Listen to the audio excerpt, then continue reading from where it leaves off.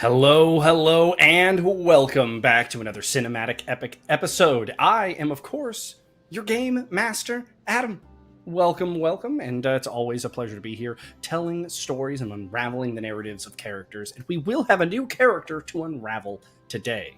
Before we get too far into everything, though, a quick shout out to Tabletop Audio. Tabletop Audio is an amazing, asset to use for all of your tabletop needs, from your ambiance to your inns, your pirate ships, your spaceships, your, graveyards and castles abound. So it's a great way to just add that extra element, whether you are playing at a physical table or online like us. The party, though, to give a recap and where we're going today, the party had an interesting time in our last session, as we only had two members actually here. Well, one of our players couldn't be here, and a belated happy birthday to Jasmine, of course, and we'll introduce Jasmine here in a bit, and she'll be able to react to this and all that good stuff. But our other character, was dead. Not dead, but out of our story, so dead to us. Orlina, or as her new character is, Alicia, had to make a new one. We will let her reintroduce that character here when we get to it, but they were crafting that character, that narrative, that storyline. So two of our heroes, Epsilon and Tavish, had to travel to the Mudfort alone, by themselves, and deal with the orcish leaders along the way. A reserved and more governorly Gumby, who was concerned with the people and the freedoms and the liberties and the trade routes of the orcs. And Garrock, concerned with their territories, the old ways, the efforts of blood, vengeance, and combat, feeling owed for the previous wrongs of his people. Both having their own version of correctness, both having their own flaws, the party feeling a bit lost, if you will, on who was correct and what is the right way to proceed. And then they met a wonderfully charming and elegant pale orc who took them to this sanctum that was untouched by mud.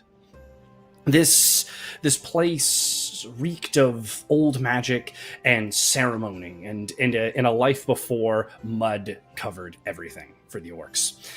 The pale orc also spoke of traveling to the city of Vice, where a shipment of food and resources and medicine for his orcish people was being held up for unknown reasons, asking if the party could look into this because it is something desperate for the survival of the orcish people in the Mudfort and its territories. Tavish and Epsilon then traveled to the meeting point, where they met back up with Alicia's new character, Lyra, or Lyra, we'll find out here in a bit, and Sequoia, as they were traveling with Sigma down the road with the shipment that Epsilon desperately needs to deliver. Time ticking down, and only around 36 hours remaining to get to a place that's about 36 hours away.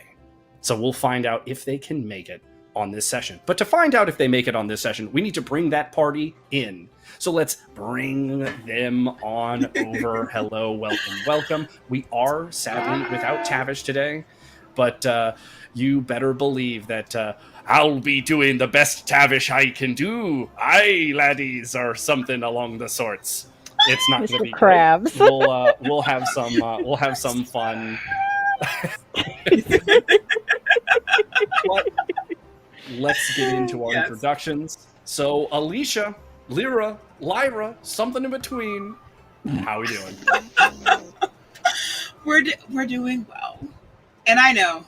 Okay. I realized after the fact that after I chastised Adam for pronouncing my name incorrectly, I then said my own name incorrectly. So, my name is Alicia. My character's name is Lyra. It's Lyra, not Lyra. If someone says Lyra, that is a distress signal. We are in trouble. No, she is from Keep Kolok, actually. She is a shorty. She's about 5'2". She has hair that, I want to say, she likes to change her hair up as much as she can. She's young. She's in what would be her 20s. She likes to be seen. Keep Kolok had a, I want to say, lively kind of theater scene culture. So she I don't know. I can't even think of the word.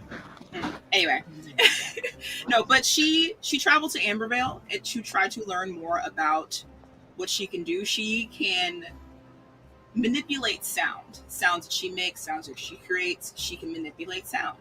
So she traveled to Ambervale to try to meet the Thespians. I don't know if you remember the Thespians, but that did not end well. With Keep Kolok being destroyed, she had nowhere to go home to. She had nothing. She had nowhere to go back to.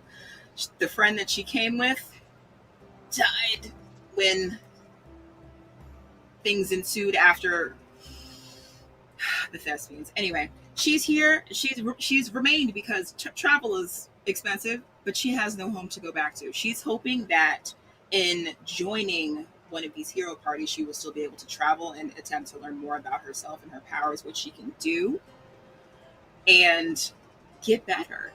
She's kind of she's just searching at this point because she has nowhere else to go. Well, you know what they say. Never meet your idols. But moving on, it's wonderful to have Lyra in our party. But we, a character that isn't being introduced for the first time and reintroduced back after a break from their birthday and celebrating. It is Jasmine. How are we doing? I'm good. How are you? Good to be back. Sorry, I missed the last session. It was a very interesting one from what I watched. I'm not gonna lie, I did not finish it. So sorry. So this is gonna be a surprise. Like, I did not get to the part where Lyra showed up. So so there is some news and intrigue. Yeah, so this will be fun. Hello, I am Jasmine. I am playing Sequoia. She is a 4'8" pixie, half pixie. She was raised by Hedera, the queen of the Forbidden Forest. And after the incident at the last I'm at a loss for words right now. The incident with the fair in Ambervale and Hedera going missing. Sequoia is now kind of on a quest to figure out what happened and get some answers. So she's slowly coming closer to the answers that she needs, I think. Some personal growth, some closure needed. It's the tale of a daughter estranged, trying to find her new way in life and find a few answers along the way. I love it, and I love to see where it's going. And we've got some interesting little nods from other characters. Where secrets and storylines may be around every other corner. But there is one more. Exactly.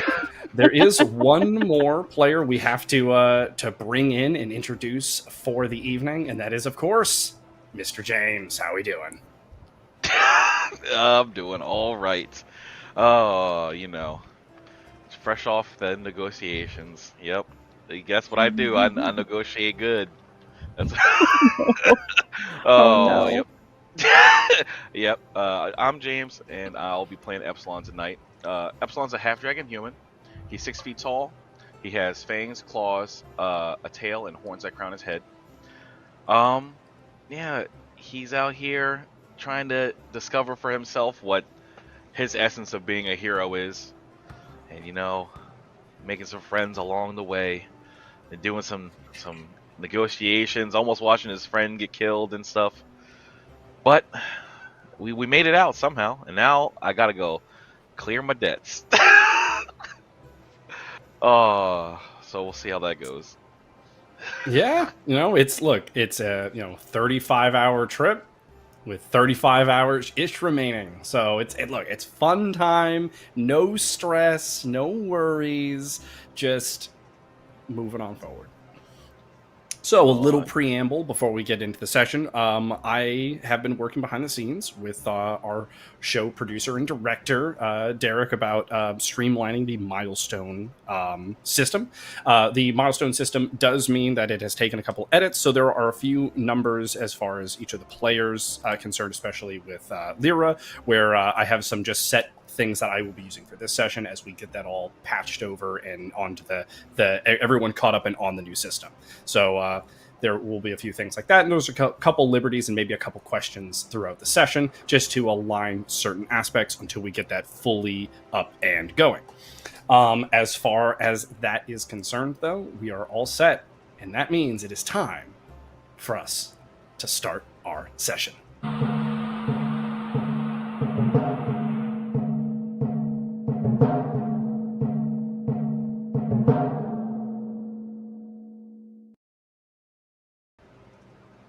As Epsilon and Tavish exit the Orcish trade routes, they find themselves along the road where the convoy is moving down the way. The convoy is carrying Sigma, Sequoia, and of course, Lyra. As the party reunites, Epsilon and Tavish explain the current setting of everything in the Mudfort. How this is, what they need to do. That they've sent the squire off back to Ambervale with the information that there is potentially a shipment that needs to be procured from Vice that could go a great way in helping the relations for the Mudfort. The simplest way that Tim described to the two of them is the fact that they should use the ports of Vice to get this back to Ambervale first, where then Ambervale can use the resources to get it to the Mudfort. And so that is the most actionable plan that they have. The party then realizes that they have some new blood amongst them to explain like the setting and the mission that they're on. And so over the course of the first few hours of their travel, it is, exchanging stories of previous combats and the things that they've been working on, the state of the Mudfort, the Mudflats and the Mudfalls, and the characters that they had met there. The party continued this way for quite a little bit of time as they began to get to know each other, leading to some few more personal conversations. Those conversations being things of why they're here, who these characters are. And the introductions that were given in our opener are the kind of the descriptions of what these players give to each other. As they continue down the road, Epsilon does take note of this convoy being far larger than he expected. It's multiple carts full of these large chest-sized bags. There is probably 32 chest-sized bags in total, and each of them weigh around 60-ish pounds. And this all needs to be delivered to Vice within 35 hours. The road is long, and right now you are heading down the trade route between the kind of the open plains leading from Ambervale and the beginning of the territory of Keep Kolak. You are in the valley region in between kind of those two. And we will allow the players now to take control of their characters, to interact as they see fit. Sigma is here, and so is Tavish.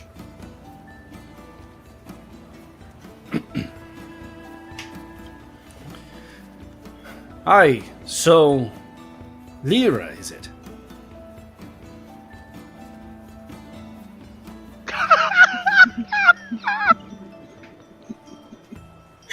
Sorry, I was trying to figure out who was talking to me. I was like, well, wait. It's not Sigma.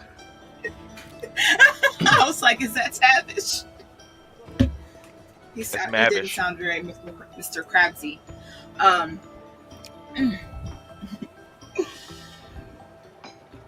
Yes, it is. So, what feats do you have that brought you here? I mean, I only have 2 feet, but I didn't walk here, if that's what you mean. Despite the expressionless helmet of Tavish, he does kind of cast a glance to Epsilon, like, that's clearly not what I meant, and then looks back at Lyra. I think he means to ask you, what can you do? Well, what can you do? Me or him? Who does she gesture to? Are you looking at Tavish for that one, or are you looking at Epsilon? We're gonna start with Epsilon since he said it. Since he's translating. Translating. Just keep that man in the back. I got this. He took over at the Mudfort, and now it's my turn to negotiate. So when you ask him that, I feel like he gonna try to be cool and flex a little bit. So like I feel like his eyes light up with like a little bit of fire, and he just holds his hand out and like produces a flame.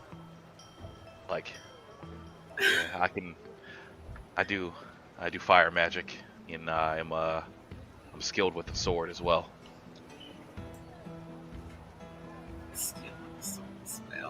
Skilled? I guess he is. He's a little skilled. I turn the little fire into like a little bird, and the bird flies away. Just. He ain't never done that before. Animals. I was about to say like a literal animal, He's like never a done that fire before. bird. I've and never just, seen like, that before. Just like a little flourish, you know what I'm saying? What is that about? You trying to show off?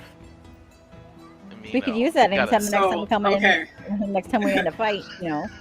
So if he actually made the fire turn into a bird and fly away, Lyra would snap like this and point at the bird and like blow it out of the air. All right, let's get a miscellaneous roll for Epsilon's bird creation first, and then we'll get a miscellaneous roll for. You might not even have a bird. Not my fire bird. That's average. You know, just a little. It's not like an anatomically correct bird, but like you look at it and you're like, it has body, it has wings, like it is clearly fly. Like you look at it and you see a bird. Like the looks like I drew a bird. Yeah, like a angry bird, just a body and wings. Let's see Lyra's snap ability as Lyra. Sorry, we're in trouble. Lyra. You know, and fuck that's all over with this name. I'm just never gonna call you by your name. That's right. My bird got moves. Now, this is an attack roll within something that Lyra would realistically have mastery in. Would you like to use mastery? Yes. As this is your sound-based primary. Mastery. Wow. Look at that. Look, that's what we call a recovery. Explosion off my little bird, man. Look at that. Lyra, like, she holds her hands up and she snaps, and you watch as there's this little pop kind of like near her finger, and then this like wave through the air, and then the flames like are pushed apart as if something broke through them. I like you.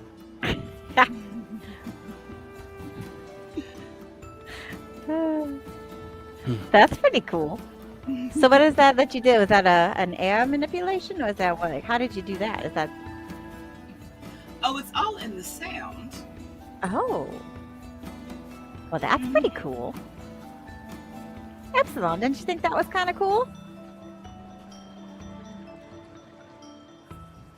Oh, I think we lost you here. Oh, my bad. My dog was barking, so I muted myself. He's sitting here like, yeah, that was cool. In his mind, he's just thinking like, how did she do that? Like, just thinking over the mechanism. Like that was crazy. It's like, yeah, that was alright. Maybe Do you have any other questions? Yeah, Tavish, do you have any other questions? Threw it over to you, boy. can do this. Go, Mr. Krabs. You got it. That's a fair bit of precision, lass. Perhaps you will have some use. I'm Tavish. From behind me, you'll find you'll always be safe. And he clacks the chest piece of his armor. That was pretty precise, Adam. Good job. Yeah, that was good. That was good. No Mr. Krabs in sight. No Mr. Krabs that time. Yeah, great. Oh, but he really chose the one voice for you. Troll. Sorry, he's like, I hate you guys. Sorry. No, I was go gonna ahead. say, do you use any other weapons as well? Talking about Lyra. I had a weapon, but I don't know what happened to it after all the craziness. I'll have to get another. Well, what kind of weapon was it? It was more like a pole. And Like but some it kind was a special. But it was a special pole. It was made just for me because on the end it had a little tuning fork, so I could make other sounds on other things. That does sound very interesting. But, Very specialized. well, I am a special person. I need special items. But with the mess with all that with the dragon and whatnot, it got destroyed. I have to replace that at some point.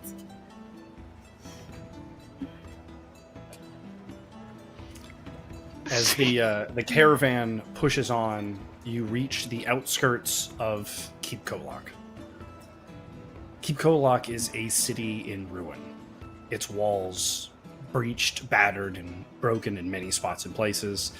Many of the buildings are majoritively rubble.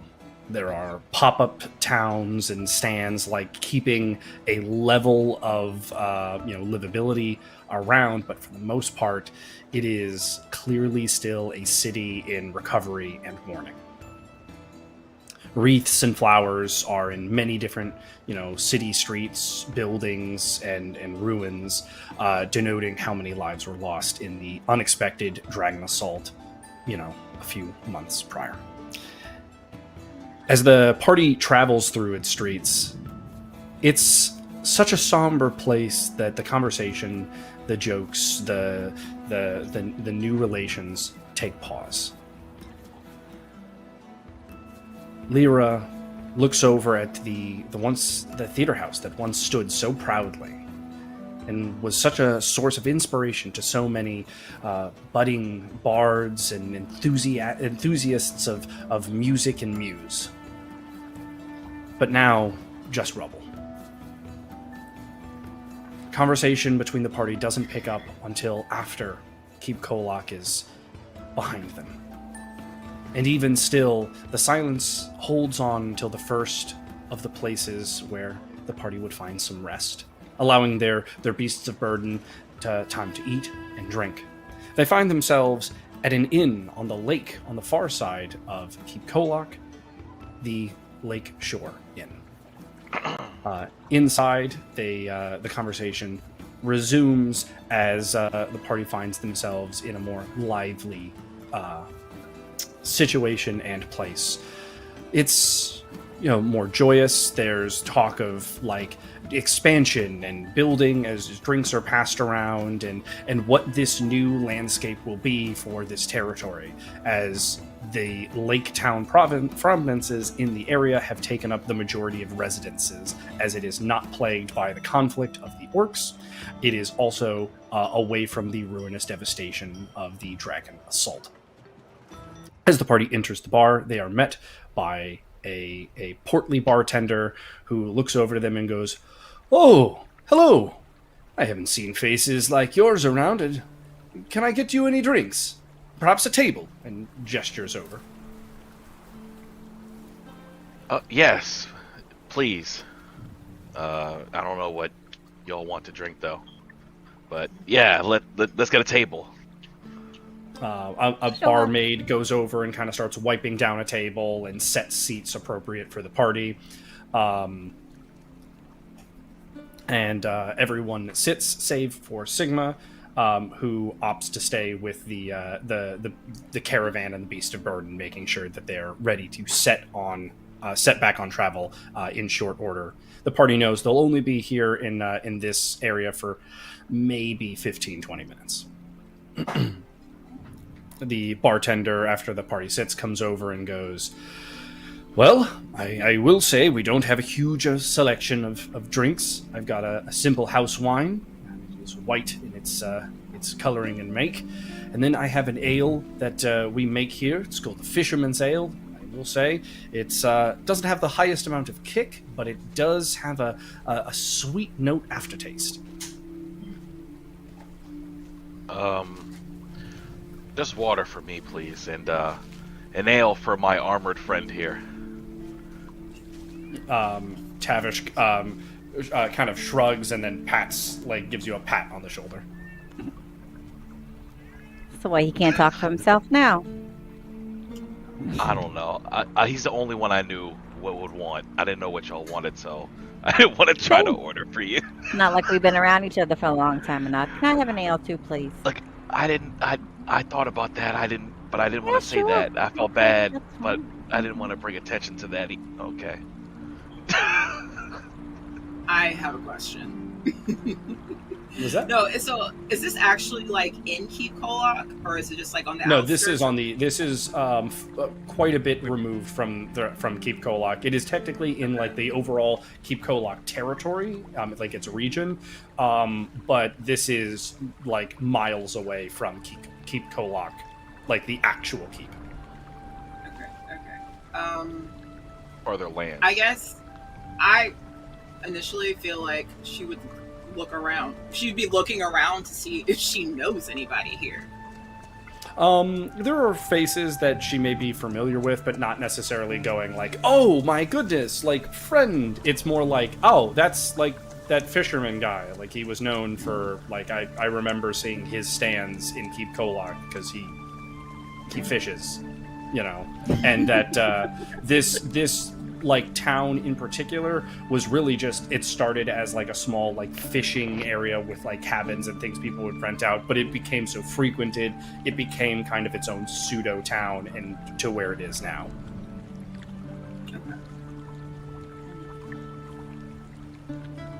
So, Okay. so what about you, Lyra? Well, I don't know how I feel about that particular selection. Can I just have a water? Yeah, the bartender nods and then shuffles off behind the bar to grab the drinks. So, Do I have money? Yes, that is something that, quick aside, is something that we will be working out some of the gold and whatnot. For now, I'm just going to mark you kind of like in line with the rest of the party, so we're just going to start you at 180, but that is Cool. where you For now, okay. Gotcha. So, Lyra, what made you join the hero business? Well, I wouldn't call myself much of a hero, but to be frank, traveling is expensive. And seeing as you guys get to go from place to place, and I do have some skills that I feel would be somewhat useful. Who am I kidding? I would be useful. I figured this would be my best bet to get from place to place. Where you trying to get? Because, I mean, I don't have a home to come back to. We just walked through what was left of that. So, Well, that's interesting reason, but if you're willing to put yourself in harm's way with us, who am I to judge why you do it? are you always in harm's way? No, but He is. wow. Does he put himself there? Does he do it? Not really, but he just, sometimes not the best help. I'm usually putting Tavish in harm's way, truth be told. Yeah, that is true. A fair amount. He set him on fire a couple times. I think I've blown up the back of his armor at least twice. So as long as I stay away from Tavish, who said he would protect me, I'm probably in the best spot. That's what I'm hearing. That's probably actually accurate. Yeah. I'm starting to think that Yeah. when we fight people, I'm starting to think I should go before Tavish. I think you should be in the front of everyone in general, honestly. Well, I came to Ambervale to try to, one, meet the thespians, but we see how well that went. And since after the thespians, they closed the Bard's College, so I didn't have anywhere to go to try to learn anything new, because that is what I'm trying to do, learn how to do more with what you saw I can do. But I don't think there's anything for me. I don't think there's anywhere for me to learn these things in Ambervale, so I have to travel and see what I can find. I have a question now. Having seen Lyra do magic, does it seem different than the magic that I'm familiar with? You know what I mean? Like the mechanism? Yeah, so the basis that you would be most familiar with is the difference between, like, more bardic schools of magic versus, like, arcane spellcasting is, like, the arcane spellcasting comes from more an understanding of the workings of magic and elements and, like, the ebb and flow of it, where bardic magic comes from more this impulsive feeling, this interaction with the energy of it rather than the construction of it on a more, like, intellectual level. So almost like the difference between, like, a wizard and a sorcerer. Yeah, similarly, yeah. I see. Okay. I got nothing to add off of that. I'm over here like, it's almost like it's not so much creation as it is manipulation. Depends on the level of bardic magic, for sure. Yep. Just talking to yourself.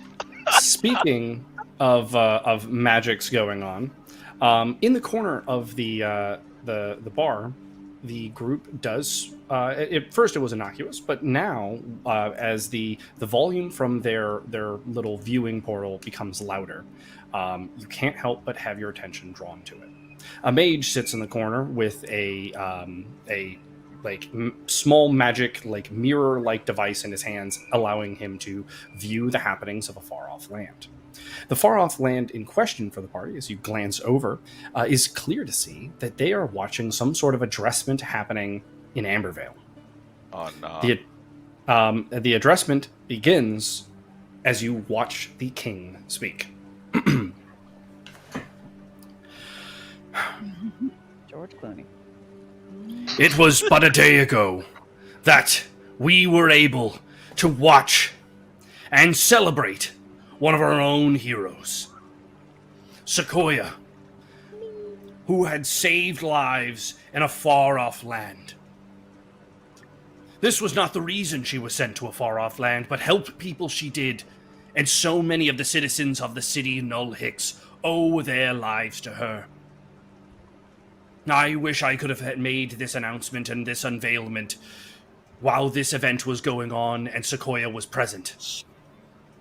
But I am happy nonetheless to show off the first new statue.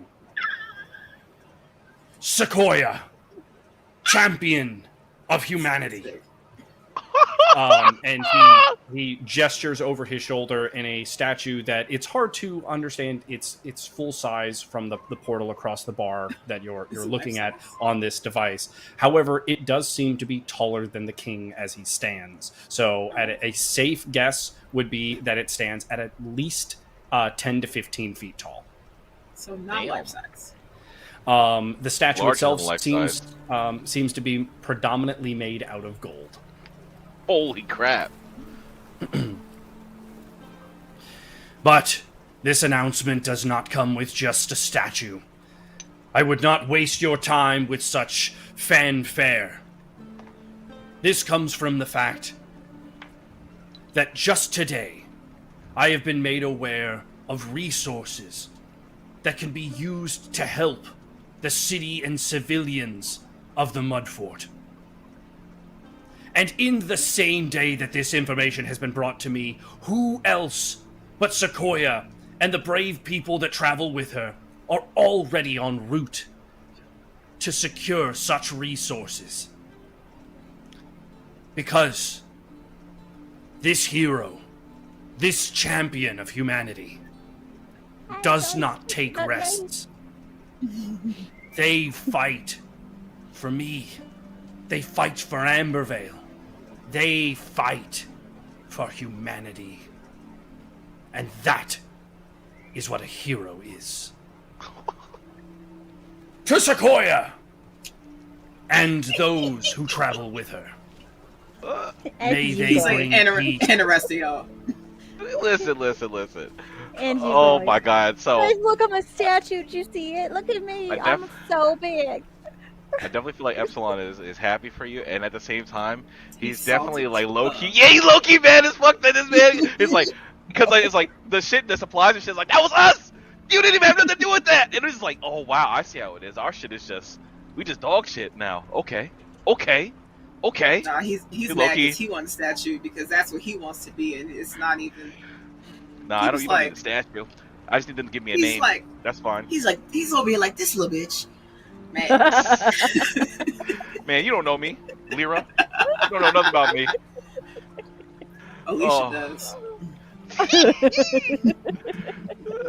Oh, congratulations. Anyway, so we all could hear that. Obviously, is Yes. what you're saying. Yes. Okay. Man, I didn't even get to see my statue. They got it. Oh, but look at it. Did you guys see? I'm a statue. Did you see that? Yeah, it looks amazing. But what did you do out there? So we were at the city of Nolik, and Yeah. they was under attack, and they were trying to go find some snake wizard guy, and I decided not to. The people out there needed help, so I went to go help the people, and I saved a lot of civilians from the destruction. Yeah, that's the kind Ah. of peril.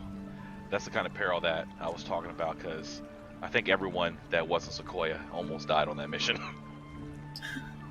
I almost died. You didn't know what I No, what everyone happened else, there. everyone. You were off looking for the snake guy. For what's his face? The Angwin snake wizard. Go find my snake his boy. friends. What is an Angwin? He's this really sketchy the head- snake wizard guy. He's the one on the head of the Mages Guild. I don't trust him. I don't like him. As they describe he's Angwin, keeping Sorry. secrets.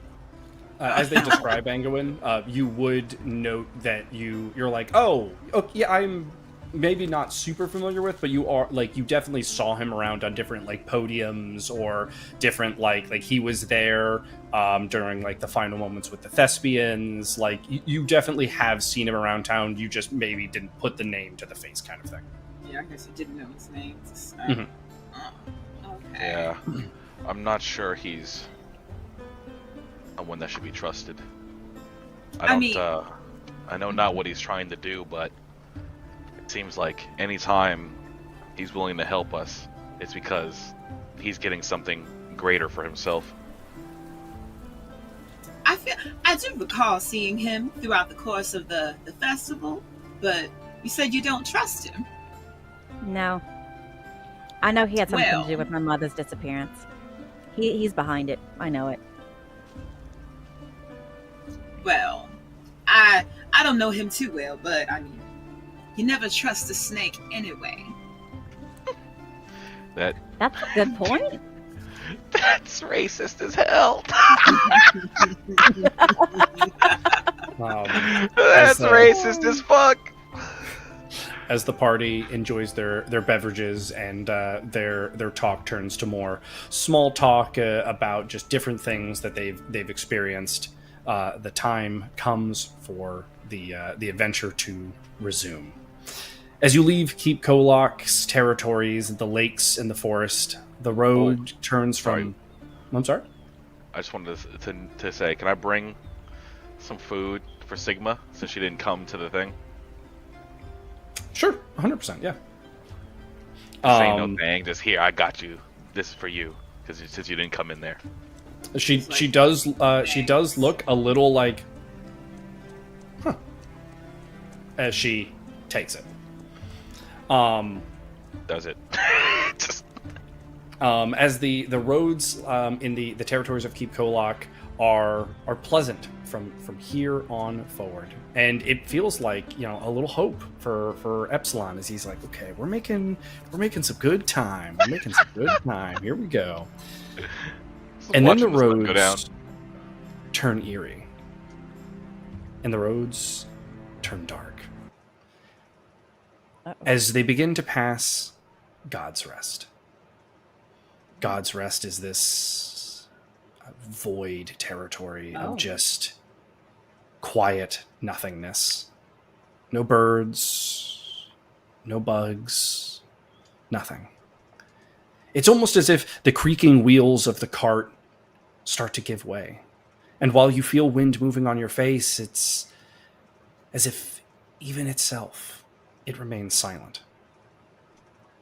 The same level of somberness kind of enters the party's minds as if they were traveling through Keep Kolak. This is a place where a lot has happened. Tavish's already stoic nature turns even more silent. His seldom movements and fidgeting become none. As a heaviness seems to sit on his shoulders. This road creates this element where the party, again, slip into their own thoughts, their own private devices, as they travel through this empty, barren land. The only thing Epsilon can do is count the hours, count the minutes, count the seconds.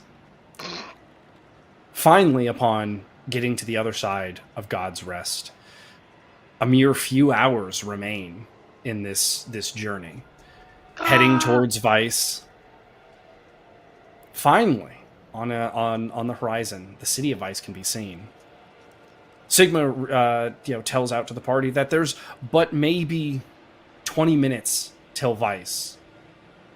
Epsilon knows that he has maybe 30 minutes to spare. No. The beasts of burden are pushed to levels of energy that they have left. The carts begin to move at relatively uneven paces, as they will move at one speed and then slow and then pick back up pace. Oh, why is there so Sweating much shit? bullets back here. Too much shit. And then finally, the party finds themselves at the entrance to Vice. Oh. It's looking roady. Vice, as you travel towards its main gate area, you note that Vice is made far more out of metal than any other town or city that you've seen. Stone and wood are usually the opted material, but no, Vice, its walls are metallic. The pop-up towns, on the outside of the gate, are also largely metallic. Finally, as the party makes it in to the gate area, Epsilon again now counting seconds because there are no hours left to count. The process is expedited relatively easy, as it's not human gate checkers. These odd, almost automaton-like structures greet the party with, "Welcome to Vice. Oh. Please present wares." And as your bags are checked, your weapons are checked, all of these are promptly returned to you, almost as if going through some sort of odd security check way. You find yourselves in this opening courtyard. This opening courtyard has a large named banner, as if welcoming you to it without the use of a greeter. It calls itself the Grandview. people are moving from shop to shop. There are fine dresses, great eateries, there are potions, there are just all sorts of things. You know, it's very reminiscent of almost what the World's Fair was, and it's at at its height.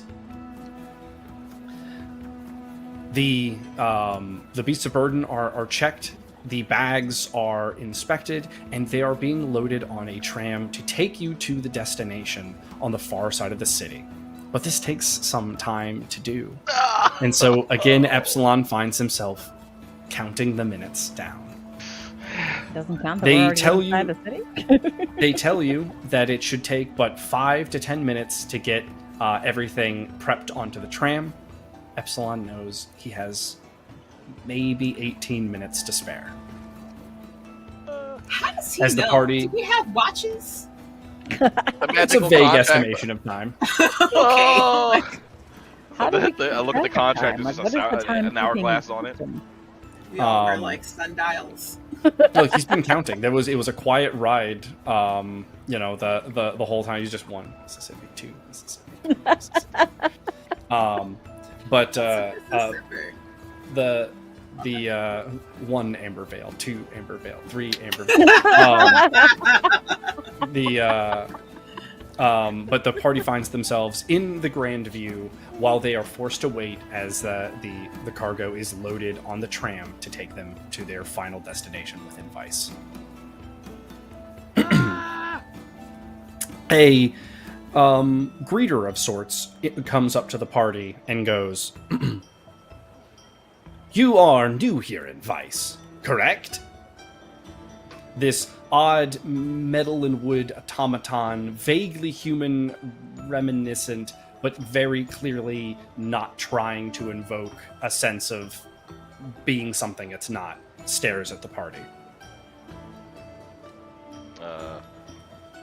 That is correct.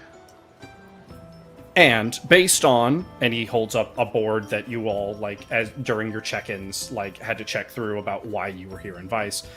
You're heading to the docks, correct? Yes. Perfect. You will need badges to enter Vice proper.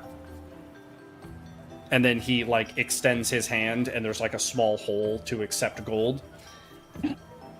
The charge is 50 gold a person. We have to pay to be here. Okay. When he says that, I turn and look at everybody else, like behind me, like, does it seem legit to y'all? Because I feel like I've seen this show You're before. asking us now You, if this seems legit after what we're here for you. You would note as you kind of like ask that question and everyone's a little like uneasy that these greeters are going up to multiple people and that no one seems to be boarding the tram without doing this exchange. Okay. All right. Well, I've seen this episode of Dragon Ball Z. I give him my little bit of gold to get my badge and see what happens. No, I have to give up my money to be here. You never said everything. Do that we you have put to is go correct, in? Can we Claire. just wait here? That is a good question. Do you need us there with you? Although he might get in trouble. Honestly, he kind of You needs know So- that you're gonna want to go and look around and see what they got here, because they got all types of stuff here that you wouldn't be able to find Not in if, Amberville. not if everything You think is that this that's me? Are you expensive. talking about me or are you talking about you? Because I you're the got reason we're here in the first place. I got what I need. Oh, did you? Because they might Uh, be recalling it here in a minute. Fine. All right. Sequoia gives her gold. Maybe Lyra can find a new tuning staff. Tuning staff. Alright, well, I guess I have no choice. Let's give the stupid gold. Tavish opens his coin purse and there is nothing in it, and he glances Damn. over to Epsilon. Epsilon. Well, I Is he the empty reason out why an we- extra 50 gold. I'm gonna be broke by the end of this. You should have just thrown Tavish in like with the stuff No, and no. you can see like he was actually He's just a pile of scrap metal. A that's pile all. of armor. like you missed an Put him with the opportunity baggage. there. as you all pay this, and you're able to board the tram. Sadly, for Epsilon, his nerves begin to rattle more and more as there keeps being like the doors will begin to close on this tram, but then they get reopened as another like family like rushes in with their like little ticket things. These ticket, I say tickets, they're more like small crests that almost could be like badged to a shirt or worn on a cufflink. They are about yay big, and they're like made out of a metallic substance. Like they're more of a badge than they are like a ticket or a pass. As the tram finally its doors close and it begins to like move on, the whole party finds themselves like staggering for a second as it takes off with such a speed. The minutes counting down. The minutes counting down even more, with the time slipping more and more away. As the party stumbles backwards, though, they are met with a man who is going, "What's going on, everybody? It's Sean E. here, bringing you from the trams around Vice, where freedom spelled V-I-C-E. Okay, hold on." And he like hits a button on this like runic structure that stops it, and he turns around to the party like, "You guys are just in my shot. What are you doing?" You know you're on a train, right? Yeah, you don't know who I am. Are we supposed to? I don't blame you, being Rudy's after all, but I am the one and only Sean E. I am kind of a shepherd of the Rudies, a finder of ways, and the explainer of things.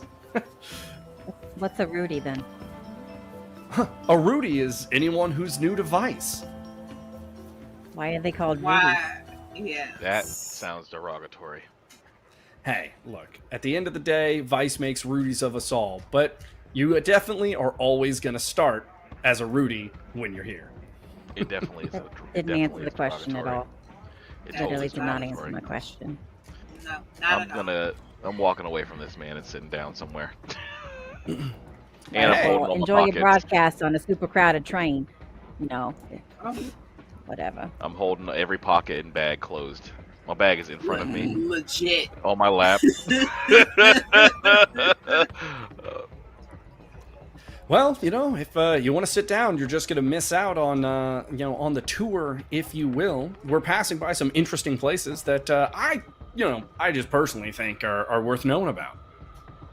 I feel like you're loud enough for me to hear you from where I'm We'll sitting hear over ya. here. Yeah.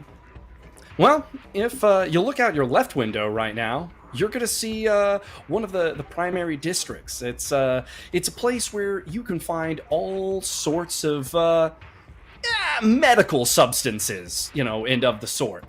Unregulated. It's a great place to really be able to just embrace natural things. Yeah, they like to call it the Nexus.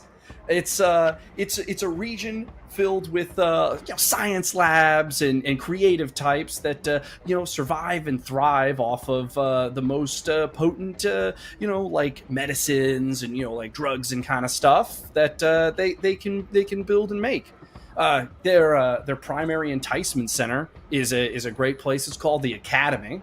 You could see that one there. The Academy is a place where it's all about breakthroughs. Moral bounds aren't really something that's going to hold back the scientists there, because it's about finding the way, not being limited by regulations. The person to know in that place, and he taps like this weird rune that he has on his wrist. The person to know in that section is Draven. Draven kind of runs everything when it comes to scientific breakthroughs. Sure. The This one here, this one's great. So this is kind of the, if you want to test yourself fighting, this is the Citadel. The Citadel is a place of just a whole bunch of different fighting arenas. You've got fight pits, you've got, it's Enticement Center here. This place is just where all of the crazy bouts in Vice are going to happen. This is where, if you really want to show your mettle, you can. The person that you want to know here, that's going to be, and he hits his wrist again, Ronnie Blackheart. She's a fireball, and she'll cut your head off, and that is not a lie or a joke. She'll do it. I've watched it happen. Oh boy, it's a fun place. This here coming up on our right, and he like shifts over to the other side, is Elysium. Elysium, oh boy, you can find everything that you want, well, maybe on a physical sense, if you catch my drift. This guy gets it, and he points at Epsilon. The big thing here is this, look at this watchtower. This watchtower in the center of the district is kind of one of the main things here. And of course, you've got Lady Azure's club. This club is where all of the finest parties happen. If you want to meet somebody or, get a certain sensation, this is where you want to go. And speaking of, her territory, and he hits his wrist again, this is Lady Azure. Lady Azure is a provocateur of, the physical. Perfect. She really wants to make sure that you know that everything is gettable so long as you're willing to ask. This place here, if you're willing to spend coin, spend money, and make a deal, this is Fortuna. This region here is full of casinos, gambling, cards, slots, horses. Look, if you can bet on it, it's gonna be here. The one thing I will say is all bets are final. The only way out of a bet is if you're willing to double down. And that's kind of the big thing. You've got its main casino halls and such like that.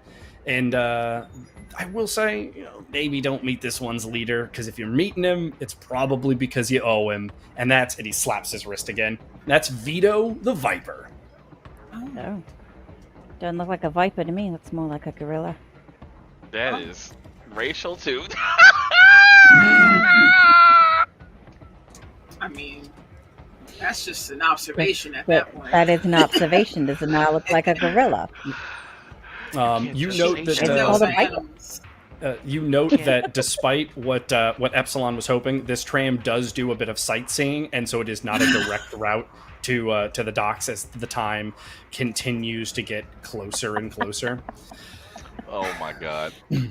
So, look, my stop was back there on the Citadel, but I'm going to see this ride through because I want to make sure that all Rudies kind of know their way around. The last stop here is going to be the ports. We're going to be coming up on those relatively shortly here. But hey, at the end of the day, all of this information is achievable so long as you check in with your freaks. What? You guys have freaks, right? What is that? Freaks. Look, I didn't know what a Rudy was, and now you're asking us about freaks. Like, you act like we don't even we know what you're talking about here. He points to the thing that's on his wrist. I mean, not all of them are as good as mine, but I can't believe. So, here in Vice, to be able to stay touched in with all the news, the happenings, and we'll be able to contact, the people you like, or maybe the people you owe things to, we use freaks. And he, gestures down, as you pass by. They look similar to, almost like a phone booth type of thing. I can't believe you guys don't know freaks. You must be true Rudies. You guys have never been to Vice. Oh, anyway, you know what? Look. I'm willing to be generous. I've got 4 freaks right here, and he pulls them out. They're unactivated. You can have them, and the only thing I ask is that you subscribe to me. I get 4 new viewers, and you guys get tapped into everything that goes on at Vice. You want to make a club reservation? Use a freak.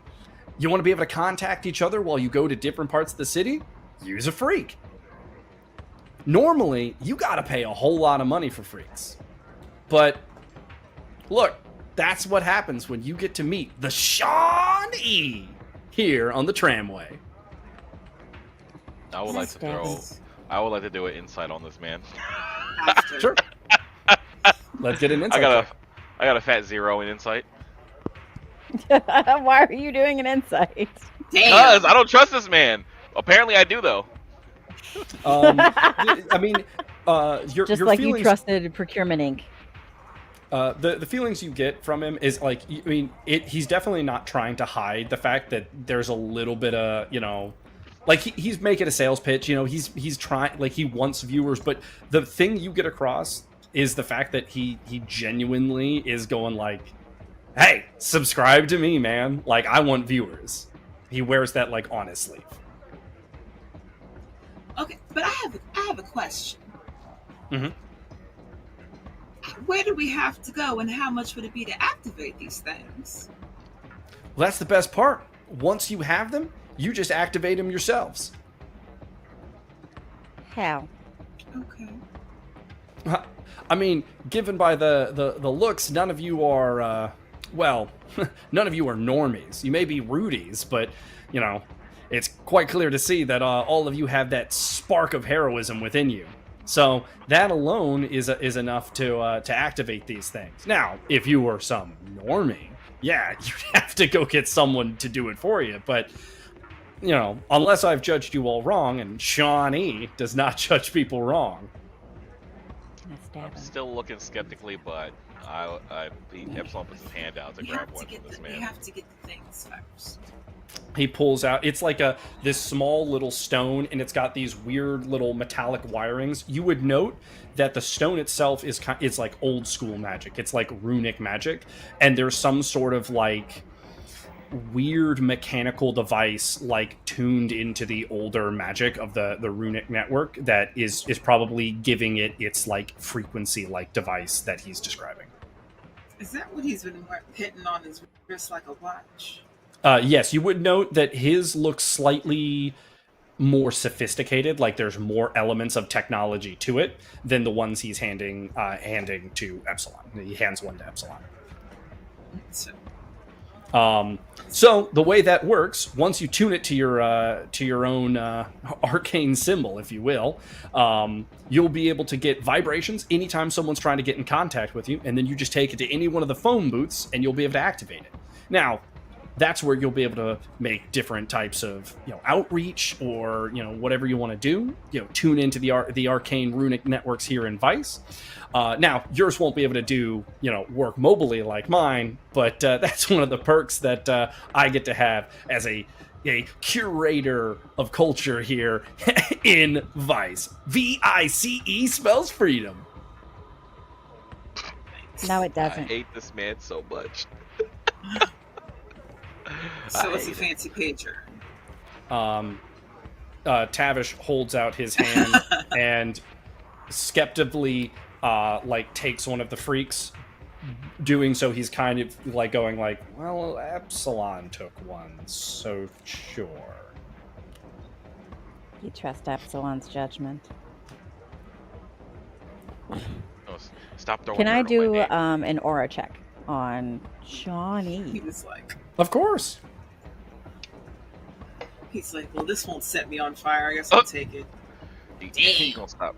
You gonna stop throwing dirt on my name, Sequoia? One of the things that stands out to Sequoia right off the bat as you try to like tap into your aura sight is that despite the mechanical appearance of Vice, there is so much like arcane magic, like just flow, like everything has a touch of magic running through it, and it like really catches you off guard, and it like kind of stops your ability to like hyper focus in on Shawnee.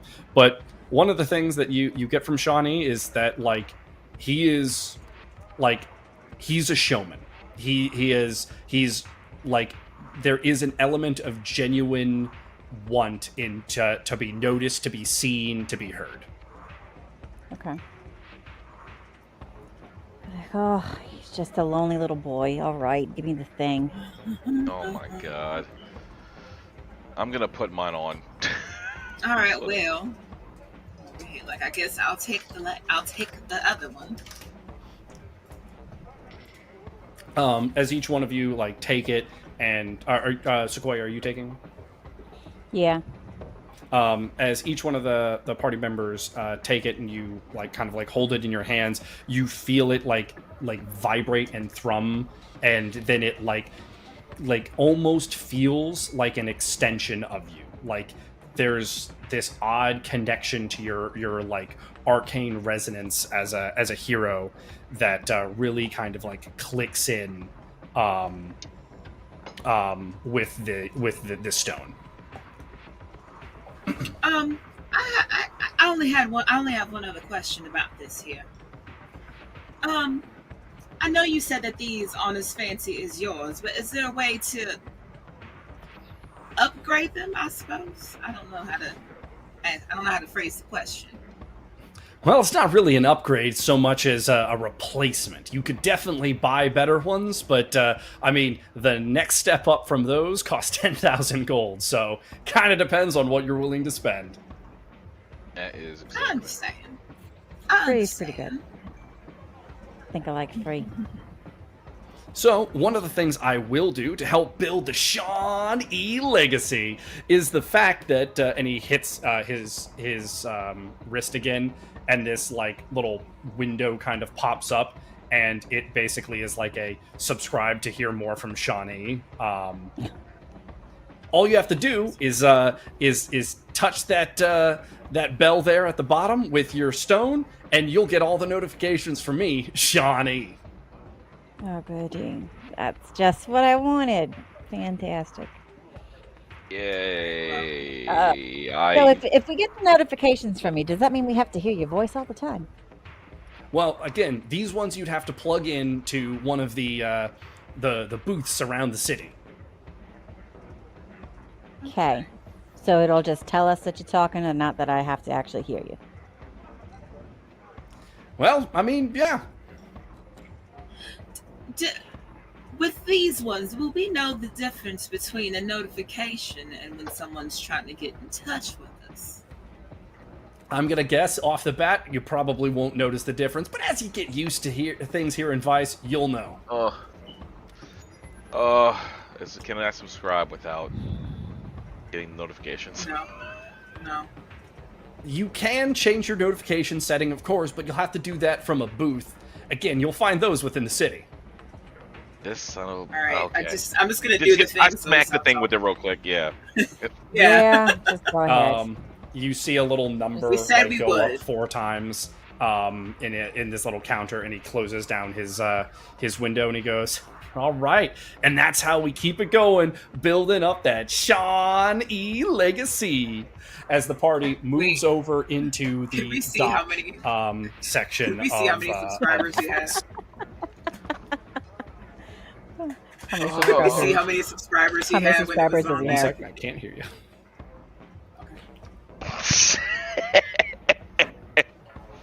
I'm so curious. Can you hear us? Oh, I hate him so much. Can you hear us now? Yes, yeah, we're good. Yeah. So as How many as subscribers the does he have? Could we see how many subscribers you had when the thing was up? perception check to see if that is something that so one for Sequoia and We all one want to know at for this point. Yeah. Lyra or Epsilon. Is that something you would have tried to pay attention to? Yeah, let me get it on this. Perception checks. I need to know. I just thought about that. 8. Yours hit mine. Dang. Yeah, I bamboozled you. Oh, he knows for sure. Like he knows. You're all pretty certain that it was somewhere in the low 1000s. Buddy's trying real hard. Okay. I said he's just a lonely boy. Hey, it is also one city with a network that only applies to the one city. So, 1,000 people is a lot of people. As you guys get to the docks, he goes, and welcome to the docks. This is, well, it's where trade happens. So I'm sure you all will figure it out from there. And hey, remember, if you ever want information around the town and around the trams, Ron E is the one who shows the Rudies the way. Ron E. Sorry, Sean E. My goodness. Oh my god. I combined Rudy with Sean. I thought he turned into a different dude. Like he was just like he just changed his channel real quick. I was like, wait a minute. This guy's got several hustles. Are you Sean E. Are you always on the train? We don't have time. I'm running out of there. It's the quickest way around the city. So if you ever do want to find yourself on in one of the other primary enticers, just hop on the train. It'll get you there in a jiff. All right. Well, All right. Hey, boy. It was an absolute pleasure. I'm already gone. I'm out this. I wish I could say the same. Ran out this bitch. Epsilon again finds himself counting down the seconds as the shipment is being offloaded from the tram itself, watching just one bag after another, knowing that these automaton-like things are just going to tell him to back off again, and he's not able to rush them even in the slightest. When does the That's count why actually there stop? could be people, we're so I already can bribe here. the Like, people why is he still to do it counting? faster. we gotta deliver it. As the party stands there, a man walks up to the group and is like, "Oh, so you have your badges? Perfect. We'll just need you to purchase your citizen robes, and we'll be able to get you fully integrated." Are we What gonna now? be reimbursed for all of this when we I'm get sorry, back? what now? Your citizen robes, and he gestures to some of the people that are walking around, and they're all wearing these like long gray robes. It's one of the customs here to mark out those that are visiting civilians here in Vice. Does it come in any other color? You So can if we're customize it from visiting, why within do the we need city to for have the sure. citizen robes? Why do we need the With the citizen visiting robes if we're citizen visiting? robes, How much does one of these robes cost? 20 gold. That's like crazy too. That's crazy expensive. Epsilon, I swear. Do we get receipts for all will of this? pay for all the robes. Gotcha. This man He, fucking nickel and diamond the shit out of Epsilon right now. He hands out all of the robes, and you all adorn them. Tavish looks ridiculous in this robe over his armor. Over his armor. So you said we can customize these any way we want? Once you're within the city, you'll find different vendors and booths that will allow customizations of your customizable city robes, or visiting civilian robes. I'm sure we have to pay for that too. I don't know how. Of course. Boy. Okay. Nah, there's no need. I'm gonna burn the sleeves off my shit. That's, Now you gonna have to. Now you gotta buy a new one. No. Pleasure doing business with you all. And as Yeah. like he waves, he immediately like hops onto the tram, like right before it like heads off. I get the feeling that at least some of these purchases were not necessary. Can I just say that I hate it here? As the party stands there waiting for the like the final count, as Sigma's just making sure that all the bags are still there. There is an outburst from a building that is maybe like 60-70 feet away, and like in one of the different districts. So like you're at the dividing line of a district. This mage comes running out of a building, and he's like, I'm not paying! You can't make me! And he tries to fly, and he like activates like this like levitation fly, and he goes shooting up into to the sky, and he seems to hit nothing. He just like stops moving, and while he's up there, he's like rubbing his head, and he's clearly like frazzled, and he's like, no. And it's like these people come running out of the casino like, come on, man, you just gotta pay your debts. You lost it at the table. Just pay up. And the mage like looks and he goes like, no, no, no, no, no, no, no, no, no, no, no, no.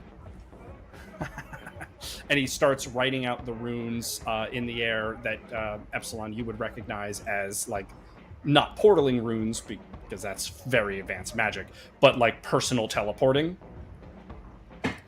And as he begins to finish it, one of the guys goes, "Wait, don't!" But in a very casual like tone. Oh no. And as he, you see the arcane trail of this person begin to like teleport away, and it seems to hit the same barrier. Only this time, it's not just a simple thud, as he is eviscerated into magic.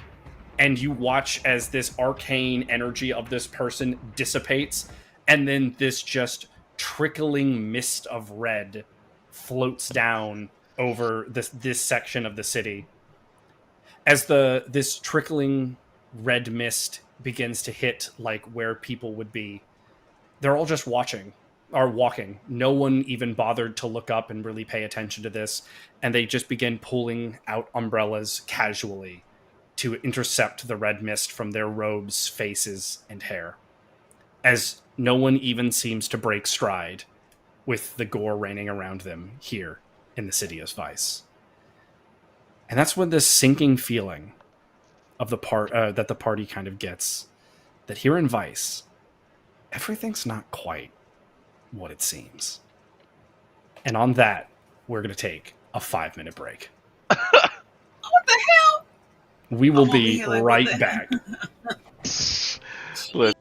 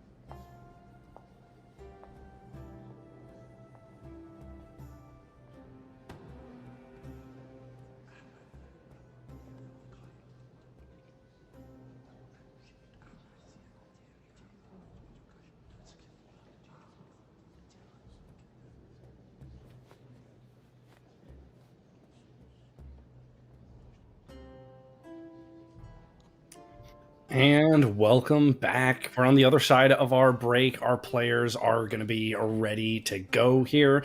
And as a quick recap, we've covered a lot of ground, a whole continent, in fact, as this episode. I, of course, am the GM Adam.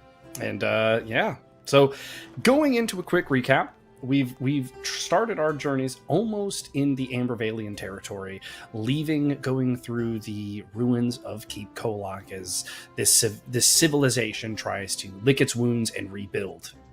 We heard of the champion of humanity, Sequoia, in the inn on the lakeside. The quiet roads of the God's Rest and the somber feeling that Tavish was having there. This weight that seemed to hold onto his shoulders. And then the lively infrastructure of the city of Vice, where apparently freedom is spelled V-I-C-E.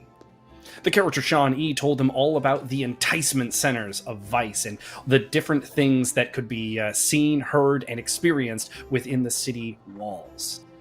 Lots of gold has been spent by Epsilon, who is still counting the seconds now to try to get this shipment to arrive on time. As they left the tram, they watched a mage try to get out of a bet and be eviscerated on some sort of barrier that surrounded Vice. And we now step back to our party as they watch this red rain over the passerbys who seem not to care, casually pulling out umbrellas to keep their hair, clothes, and general appearance unmarred by the falling rain. Yeah.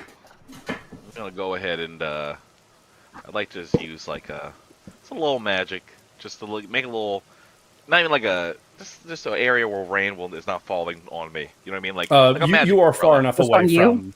You're far enough Okay. away Just that on it's not you. over you. Yeah. Right? Hey, listen Only on Hey. himself. now. I gotta make sure it's possible before I start trying to do all this extra type of stuff. Next thing you know, someone's got their Right. hair burned off or something. True. Well, As the cargo is prepared back onto small hand wagons, Sigma gestures to the party. There's 5 of them. They're not going to push themselves. And she grabs going. one and starts wheeling it. Yeah, I'm going immediately and rushing this shit. As you make your way through the docks, you find the Procurement Inc. Center. In your head, you're like, I must only have like 20, 30 seconds? 30, 20. I'm just going to say 15 seconds left. As you get to the doors, and the doors slowly open. This is Sideways. bullshit! And you make it inside of Procurement Inc. As normally, the sounds of the outside world fade away once the doors close behind you. And there's that pause before anyone interacts with you. And then finally, welcome to Procurement Inc. How can I be of assistance? I have a delivery that was scheduled for right now. This very second. I'm throwing my contract on the counter. dang. Not much time to spare, but you made it. And he He collapsed. he signs in on the paper. All right, well, Oh. is there anything else I can help you with today? Not at all. Epsilon said, hell no. He don't want nothing else. Tavish like nudges Epsilon and whispers like, the Mudfort. Hey, so we had this understanding that you guys are holding on to some goods that are supposed to go out to the Mudfort. Name He of has the contract holder. representatives. Oh. Tavish? Yep. Yep. I predicted this. I predicted this. Negotiate. All right. All right, let him do it. Let him do Let's it. hear it. Tavish. You know what? Let's get a miscellaneous roll for Tavish real quick. Hey, Oh, he come said, let on. me throw some dice in there. Yeah. Average. Pretty decent. Tavish like pats down one of his like pouches, and then he pulls out a like crude version of it's like contract details, and just slides it across the desk to the person. Okay. Oh, yeah. No, we have that one here. What seems to be the issue? It's not delivered. It seems that we won't be delivering it. Mudfort isn't a place that we have dealings with. So what seems to So me it if you have seems a you'll need contract for some delivery delivery. people? Exactly. Best I could do is I could get it on a boat to the Ambervalian port. If I'm going to make a contract edit like that, though, I'm going to need something in writing. Something like Okay. what? What you need? Something like rummages through a pile and then pulls out a contract and then slides it at Epsilon. Well, don't you sign anything without reading it. He looks sick upon the contract going on the table. He looks sick. Oh, Don't you sign anything. he just start reading through it. It's as you read through it, it's a simple procurement contract, and basically it's going like that. Procurement Inc. will supply a boat and like load that boat. Once it's out of the docks, it's no longer like a Procurement Inc. like issue, and it will be on the party while on that boat to make sure that that vessel and its cargo get to Ambervale. Is there any penalty for if it doesn't make it, or they just don't care once it's out of the waters? Yeah, no, that part of it, like basically they're going like you're accepting like liability of their contract with the the entity. So basically, whatever retribution that the Mudfort would seek against the party would be between you two. All right. Does So it have to go by boat? I mean, I guess you could do it by cart, but we would need something like any like is like shuffling around. You imagine with like those little math beads, which for some reason I can't remember what those are called. abacus. An abacus. Abacus, yes. The map beads. Look, you all knew what I was talking about. Noted, I hear. We would need something like 75 horses. Ho ho. Okay. Well, I guess boat. What's how many people would it take to crew the ship that we would need to send this to the Ambervale? We would supply the crew itself, as Aish points down to like a subclause that they'll provide like the actual sailing crew. It's just the safety and security of the boat. Like that crew is there to sail and operate the boat, not to defend it. Okay. I would like to make a check if this is possible. Like, just about like in recent memory, has there been like a history of boats getting fucked on in the waters to Ambervale between Vice? Are there pirates? Yeah. Are there pirates out here? Yeah, basically let's that get pirate check. Like a history of the territory kind of thing. Yeah, that's what I Knowledge figured it'd be. history. Yeah, we get a little I got a roll good for old, that. good old hero on that. Oh, I got a good old Shit. 4. I haven't been reading the newspapers, y'all. I'm sorry. You're like, I don't really pay attention to that. The only thing that you have is that you're like, I guess nothing horrible is like I haven't been sent on a mission, so clearly there's not been anything majorly. The one reassurance you do have is that you would be traveling through the waters that are protected by both Hermit's Hollow and the Green Grove Watch's territories. Okay. Just it makes me think about my daddy out there. Who's- He's probably lonely without me now. Who's paying the crew? that falls under the purview of what we would offer here at Procurement Inc. Based on the original contract dealing. So they would pay. Meaning. They've taken care of the cost, correct. Oh. The issue that was run into is the fact... The issue that was run into is they don't have a port for us to go to. Therefore, they would require a ground crew. And that's something that, at this scale, we don't supply. So let me think about this. Hold on. We'll be right back. I just want to turn away and go with the group for a second. So just think about this. So yeah, so I guess off the top of first, before we even go to character, like I'm just thinking, like, is there a way for us to like sail some way and then we can take it overland into the Mudfort? You know what I mean? Like, I'm just thinking, like, we could contact the Mudfort and we could have them send some people to help us carry the shit or something like that. You know what I mean? Well, I guess now that's this what would have to happen. We can't sail to the Mudfort. It's mud. Like, yeah, we so like we've already got like the Mudfort. support of the king already. So like, yeah, they want the stuff. Like, so if we talk to the Mudfort, coming. Yeah, Tavish would remind that Tim's idea for it was to bring it to Ambervale first. Yeah. Okay, so I don't know. That was... I feel also, if you were to go to the Mudfort more directly to like the port that is relatively down that way, one, that is a small trading town, and two, you would not travel through any of the protected waters of Hermit's Hollow, Green Grove's Watch, or Ambervale. Straight up international waters.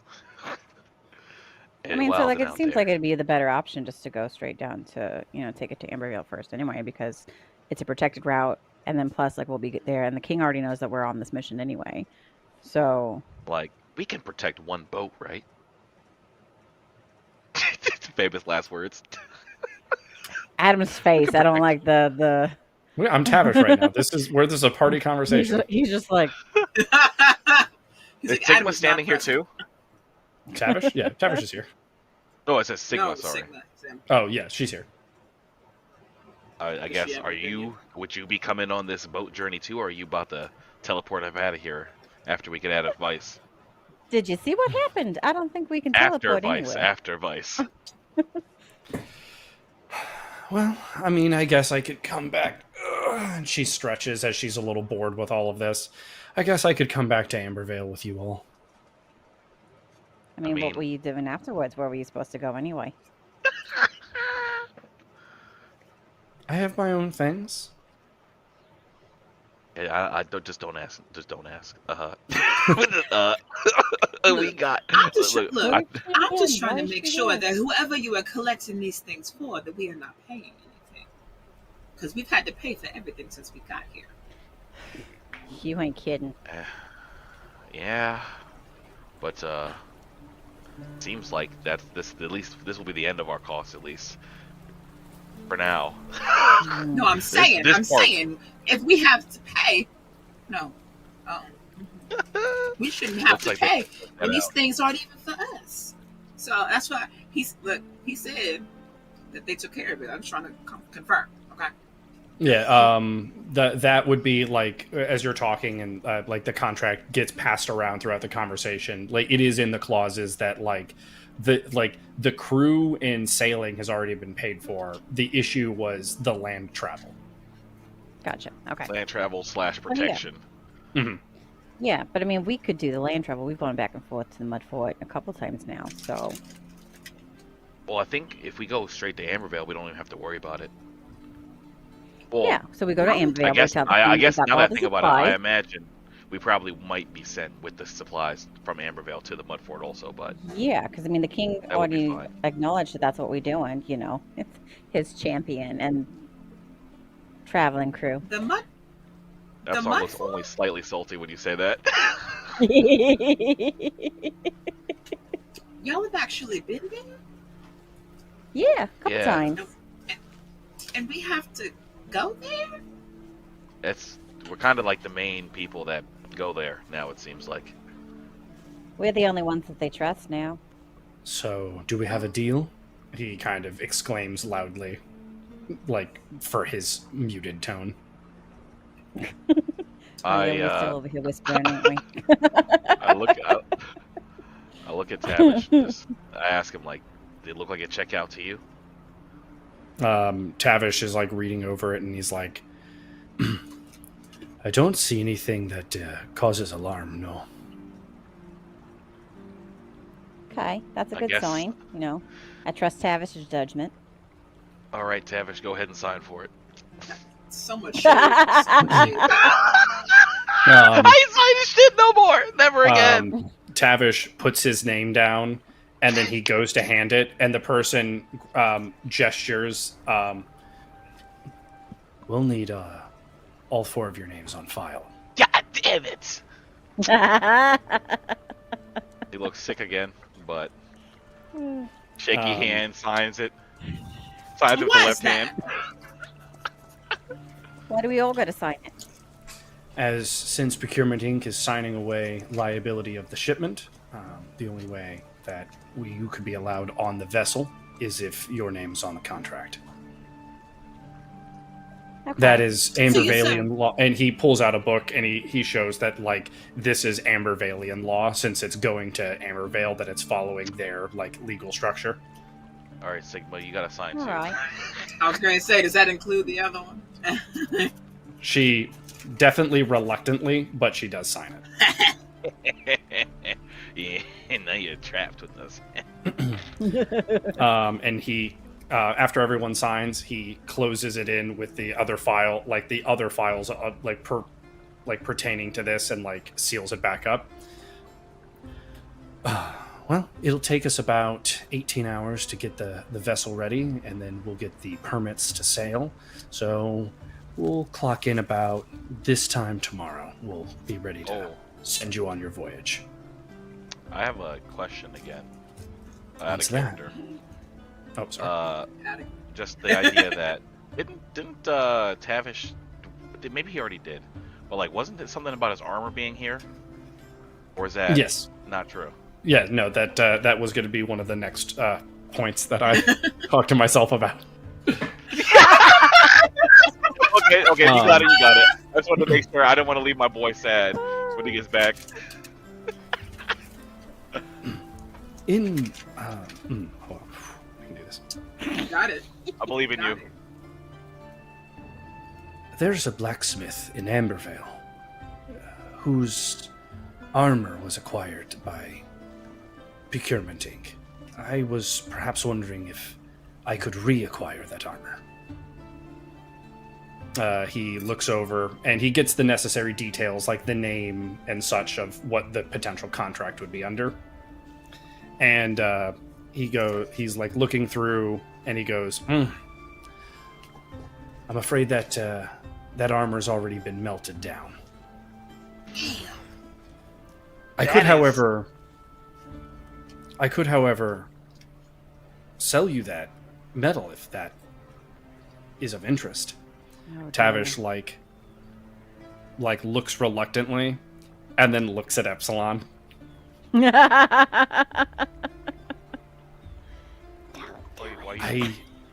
I could get you back for it, but I don't have anything on me. I forgot. How much does this metal gonna run me? I swear to God, its total worth would be about 140 gold. Oh yeah, that's I'm good for it. I count out 140 gold. You got I'm that gonna be much? really broke after this. I'm gonna be broke as fuck. And he goes, I'll make sure that that's on the vessel for tomorrow. Is that fine? Is it fine, Well- Tavish? Tavish kind of is like, well, I don't want to carry around like chunks of metal, so sure, that works for me. How much to have it sent directly to our address in Ambervale? Well, let's see. Doing too much. I could have that done for 80 gold.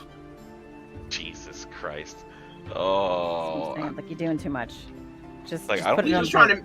trying to make sure it gets there. I understand. Cause some sadness could happen to us on the way. Just put it on the boat. If I can do it, I will do it. I'll be honest. I didn't minus the last gold, so I'm guesstimating, but I'm pretty sure I have enough gold to pay for that. So you're paying the 80 gold? Yeah. All I right, don't know how I'll much just you need got you to sign this contract here Yeah, for that deal. Oh gosh. It's that oh my god, it's that time when he's too scared to look at the bank account. So he got shit to buy. Oh. Okay, yeah. Well, let me read this contract real quick. Basically, it's saying that they're going to have someone sign a deal to get it to Ambervale, similar to the deal that got you here. Is there like a time frame it puts on there for how long it'll take? So since under this one, it's the amount of time is much shorter than the amount of time you were given. This one has a 28-hour deadline. Okay, so I guess So some other poor soul has to beat the clock Would we to get back rather? to Ambervale. would we rather just be responsible for it ourselves? Like, Just put it on the boat. Tavish does exclaim that he is fine having to protect the suit himself on the boat. it's all right. Brick. We don't need this contract. I don't even want to touch Not a it. problem. I just leave it there. It'll be on the boat for you all tomorrow. He's like, May I ask where you're staying here in Vice? You know, that's a good question. We have not actually secured accommodations yet.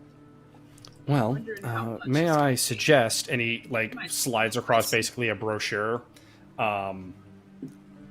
It's called Suite Street, and it's like suite, like resident suite, and it's like hotels and things like that of the sort.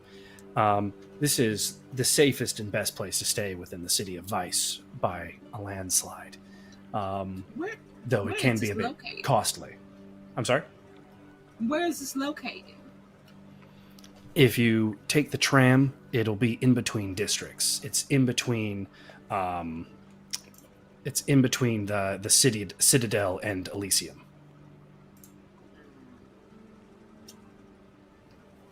Really gonna be broke by the end of this. That's all I'm thinking. So it looks like we're As gonna you're be looking over, sharing a room with Tavish. as you're looking over this brochure, single person rooms run upwards of 300 gold a night. We might as well sleep on the tram. Can we do that? Is that even How a much does possible it cost thing? for like a group room or something like that? I'm considering. Group rooms cost like for a party of your size. If you're all wanting different like beds and such, you're still looking at around like 900. So it like shaves like one person's cost off. You just broke. have we just have one room with 4 chairs. Is there, Closet room. is there an issue? It seems that there's some hesitation. Are we still in Procurement Inc? Yeah, Yeah, we are. he's the one Get this showing you man the on my brochure. face! Get this man on my face! He's coming in! No. Hey, I heard One y'all thing- can use some. I'm gonna grab the brochure and say One thank you thing- for your time and leave. One thing I could offer you is if you want to just go ahead and take this shipment to the recipient itself here in Vice, I could secure you rooms for the night. Oh, goodness.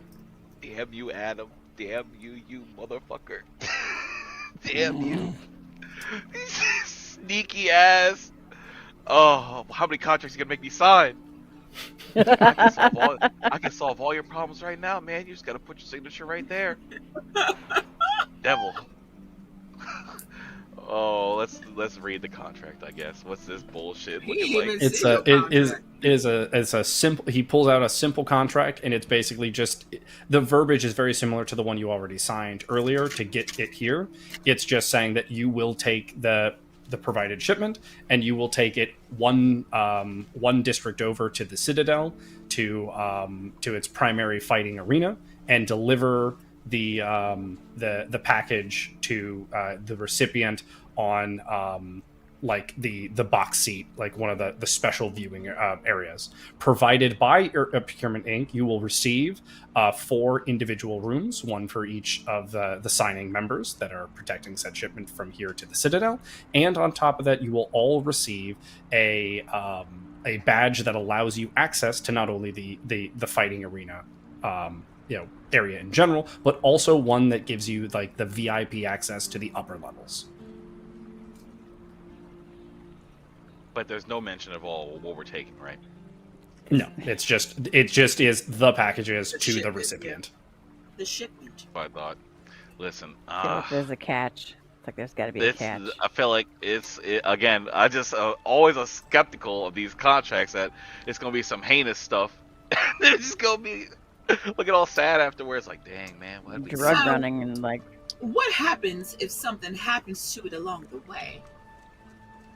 That would be covered here in sub-article 4B/21, that you would become responsible to its party, similar to the one, basically he describes it similar to the boat part, where like in this interaction, you would be responsible for the shipment to the recipient. So the recipient would seek action to you, not Procurement Inc. Man, this is some Amazon type. They subcontracting out. And then the liability's on us, man. This is some old bull crap. No, because Amazon will still send you another package. That's true. All right, well, again, we'll be right back. Just huddle up again. Oh my God.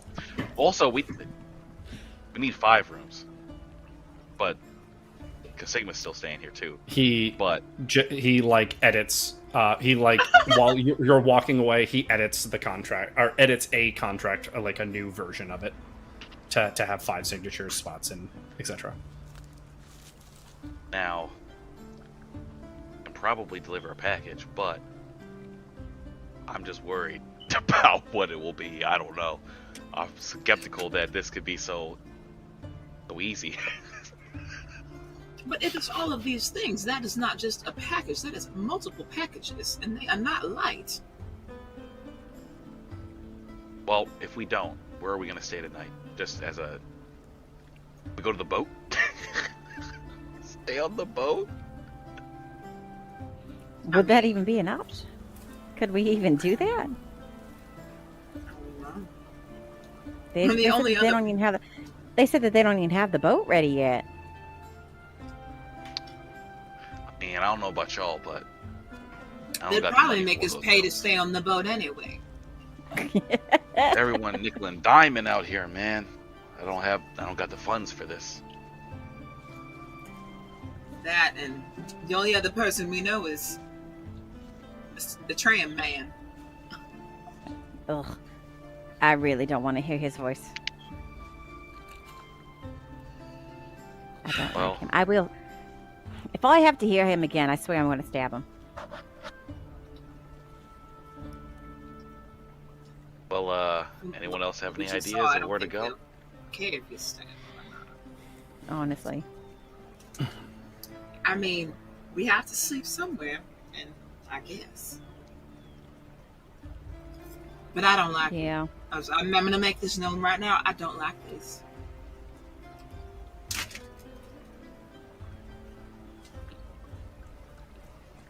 Because why are we here? Oh. Anybody? I mean, now we're on business right now. Not now. The question is, that wasn't the question. Why did we have to come here? I just met y'all along the way. I don't know why we had to come here to begin with. Oh, I had a contract to fulfill myself. Now fulfilled. That's what all that stuff we had with us was. Oh, so this is you. He looking sick again. You would note that it is Epsilon, save for the fact of the Mudfort shipment. That part would be separate, and you do remember them talking about that along the way. This is straight but business. What we're doing right now, this is you. So look here. If we sign this to do this little delivery, if something happens, I'm putting it on you, whether my name is on that paper or not. So I need you to know that right now. This is not on me. This is Amberville business now. No. You put These this on packages the, that on, are going on to the king. Citadel, that is on you, good sir. These are your packages from your deal that we're delivering to the Citadel. Yes, it is. That ain't that. No, it's not. That's not true. This is us trying to find accommodations. Sigma holds out a brochure. There's always these. There seem to be like mobile bed units. They call them coffins. And she shows this brochure that has these like odd-looking crate things. Bruh. You mean like in Fifth Element? That little sleep pod that they put them in. Yeah, son. Holy moly. Put you to cryogenic sleep real quick. That is how you get your liver taken from you. Is going in one of those. Your liver and both your kidneys. The man behind the desk does go, the issue you'll find with those, as he gestures to the brochure she's holding, they're not very soundproof, and they don't have any amenities or luxuries. Unlike these rooms that you'd be getting in the contract, you're talking the finest sheets. I mean, these are imported spider thread silk from the northern mountains, and he names a continent that you've not heard of. And the view is, of course, from one of the highest floors. And he starts naming all of these amenities. These amenities are things that Epsilon, you would know because they're Very things well acquainted. that you got put in your room. Oh, it sounds like home. These rooms, of course, do come with complimentary top cuisine for breakfast, lunch, and dinner. It's a full-service package, really. For $300 a night, they better feed it to me. Epsilon don't look like he don't know what to do. He looks sick and look like he want to sleep there Do we because really the even thought need of all sleeping of in a that? We're coffin just sounds going to be here terrible. for one night and then getting on the boat. We could sleep more comfortably on the boat. I mean, we just I'm need a place afraid to go to sleep. I'm afraid I can't let you sleep aboard the boat unless you want to sign a different waiver for that. I meant after we come back here tomorrow. We just need a place to sleep for now, until we get back until the boat takes off. Then those coffins are the perfect thing for you. Like Epsilon, we don't need anything fancy. Right. We just need a I place don't to sleep. I don't want to sign another contract. He still looks sick though. The coffins run anywhere between 5 gold and 50 gold. Yeah, that's affordable. What makes the difference between the 5 and the 50? The level of protection you have while you're in them. Oh my god. What happens when you're sleeping in there? Whatever happens while you're sleeping in there. Horrifying. The implication. Alright, well. Tavish, are you going to be climbing in one of these things? They would note that locationally, in Vice, it is also quite deep within the more bowels of the city. It is not accessible via the tramways at all, and so it would be a hike into uncharted territories within the downtown area of Vice. This man gonna have us have to scrap for our lives to go to sleep. To either do a drug run Potential. or It could be a lot of things. It could To be the biting anything. pit. There's steroids. right. Be a person. Right. Be a person. Smuggling humans. To the bag. How far is it from where we are to the Citadel? That's where it's going, right? The Citadel, if you went to the Citadel, you would take these packages back onto the tram, ride the tram to the Citadel, and exit the tram, and you're at the Citadel. Or you're basically in the Citadel. It drops you off directly at the Enticement Center, which is the place that this contract would send you. So it seems like a very direct trip.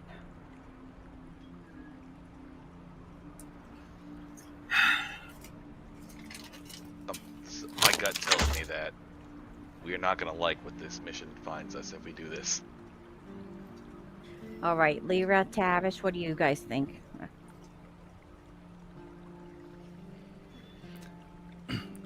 I have to say, I feel that I don't have the best. My opinion doesn't matter as much as I don't find rest like you all do. And he's going to stand guard over the coffins. I was about to say That's what I was going to say. I was like, well, then if you don't need to sleep, he can, like, protect us in that 5 gold coffin that we have to... Sigma I'm at does- least getting into 50 gold coffin. Sigma does speak up and say that there's no way she's sleeping in one of the coffins, and that she's like, I'll do the delivery if you guys are just gonna go in the coffins. But Why like, did you offer you do the you. coffin? she was the then? one that suggested it. You Yeah, and showed it she to goes, us. she goes, no. I said you all could do this. So wait, what if you just deliver it and then give rooms for all of us?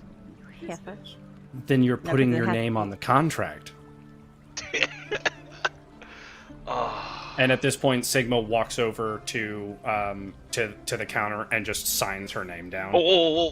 he just, I'm running over there. God damn it. I want a room. All right, guess we're doing it.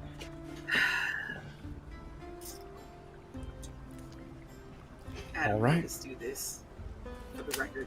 Tavish, I guess if you don't have to sign if you don't want to, Tavish, I suppose. Tavish like grabs the pen and then signs and goes, I'll go where you all go.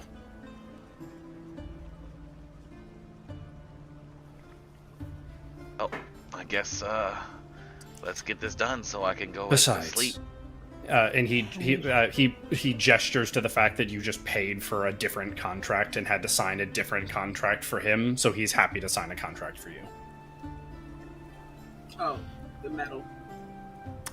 As you all grab the hand wagons that you mere moments ago or minutes Just fucking you I had to love it. rush in here with, you now take them out of the very building you brought them to, back to the tramway, where the doors open and you don't see Shawnee on the inside of this tram. Thank God. As you Oh, all get aboard the tram, and it zooms off to the Citadel.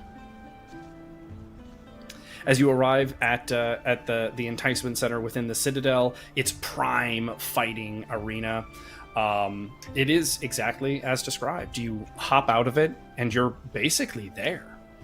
You wheel them into the front, and with the badges provided, they don't even glance at you. They see the new badges you're wearing, and they just wave you through. You cut a line of nearly 300 people who are going through security, and you're just waved through. You're immediately taken to a lift. This lift is powered by some sort of steam or something, you imagine, as you hear this like hissing noise almost as it propels itself upwards into like the box seats. As you get to that area, you wheel this cart through a set of like inlaid golden doors. Like it is a ritzy room that you're entering. Epsilon, immediately as you're like looking over some of the amenities you have, you're like like just in the couple of things you notice, like the types of like rugs they have and like the types of glasses they have and things like that. You're like, oh my goodness, like this room easily costs, over 80,000 gold to furnish. And sitting in a chair, or sitting in 2 chairs, they turn around and they go, "Is that our shipment?" As you look at two faces that are unfamiliar to this party, but the players might recognize as you are looking at Dawn. I knew it. Oh my god, I knew it. What the fuck? Dang it, Dawn. He looks at you, Epsilon, and goes, "It's about time, Jack. Is that my shipment?" What's your name? I gotta see if it's on the contract. Oh. I'm Dawn. And it is the name on the Okay. contract. Got it. Just You know. Dawn. All right, I just need you to sign here. Sure. He signs, and he signs quickly, and the other one, Russ, is standing behind him, like looking at this happening. Like, Oh no, that Derek. Dawn, face. what did you order? I know. What is look all at this? Derek. What is And all this? Dawn goes over to one of the bags, and he opens up the bags, and you're looking at these vibrantly, almost golden-looking bananas. Oh my god. Bananas. Oh, okay. And he Bananas. grabs one of the bananas and he opens it, and as he like peels it back, the sweet smell of like rich arcane fruit like hits your nostrils. And Epsilon, you know that you're like, this is one crazy ritzy ass banana. Like this is like your mouth begins to water as the smell hits Sequoia and Lyra. Each one of you are also overwhelmed with this sense of like, what in the world? Like you can almost taste this fruit just by the smell, yet it has this sensation of like arcane tingling through the air as your hair begins to stand up across your body, and you get this like vibe even just through the air itself as Dawn just begins eating this banana casually. And Russ looks at him and is like, Dawn, how much did you spend on these bananas? And he looks back, and the two of them get in this back and forth about like not minding the cost. Like, why else would they be in a suite if they're not going to buy like ritzy things? And it like through the course of their bickering, it comes to light that all of this contract and the money used for it actually isn't in Dawn's name, other than who it's provided to, and that everything was done in Russ's name. Oh! Wow. The doors, though, behind you burst open with a little bit of force, despite there being no need for it.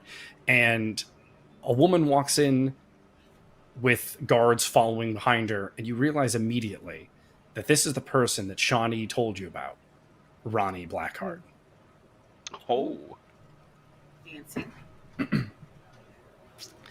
And she like looks at you, like kind of looks over the party and like and moves past and sits down in this almost like throne-like chair, and she's like gestures like to some announcer as like he's like kind of goes like, oh ladies and gentlemen, anyone here within the arena bounds to watch our exciting bout tonight, as he introduces two fighters. In one corner here, fighting for the steel representation of the City of Vice, we have none other than Ronnie Blackheart's own fighter, Scam. In the other corner, fighting for money, glitz, glam, and, well, just a little bit of fame, we have the Orcish Brawler, Gorkrick. This fight, of course, is not to the death, but it will be judged based on how much they impress Ronnie Blackheart. Fighters, to your mark. Begin! And the crowd erupts as this fight begins between these two combatants.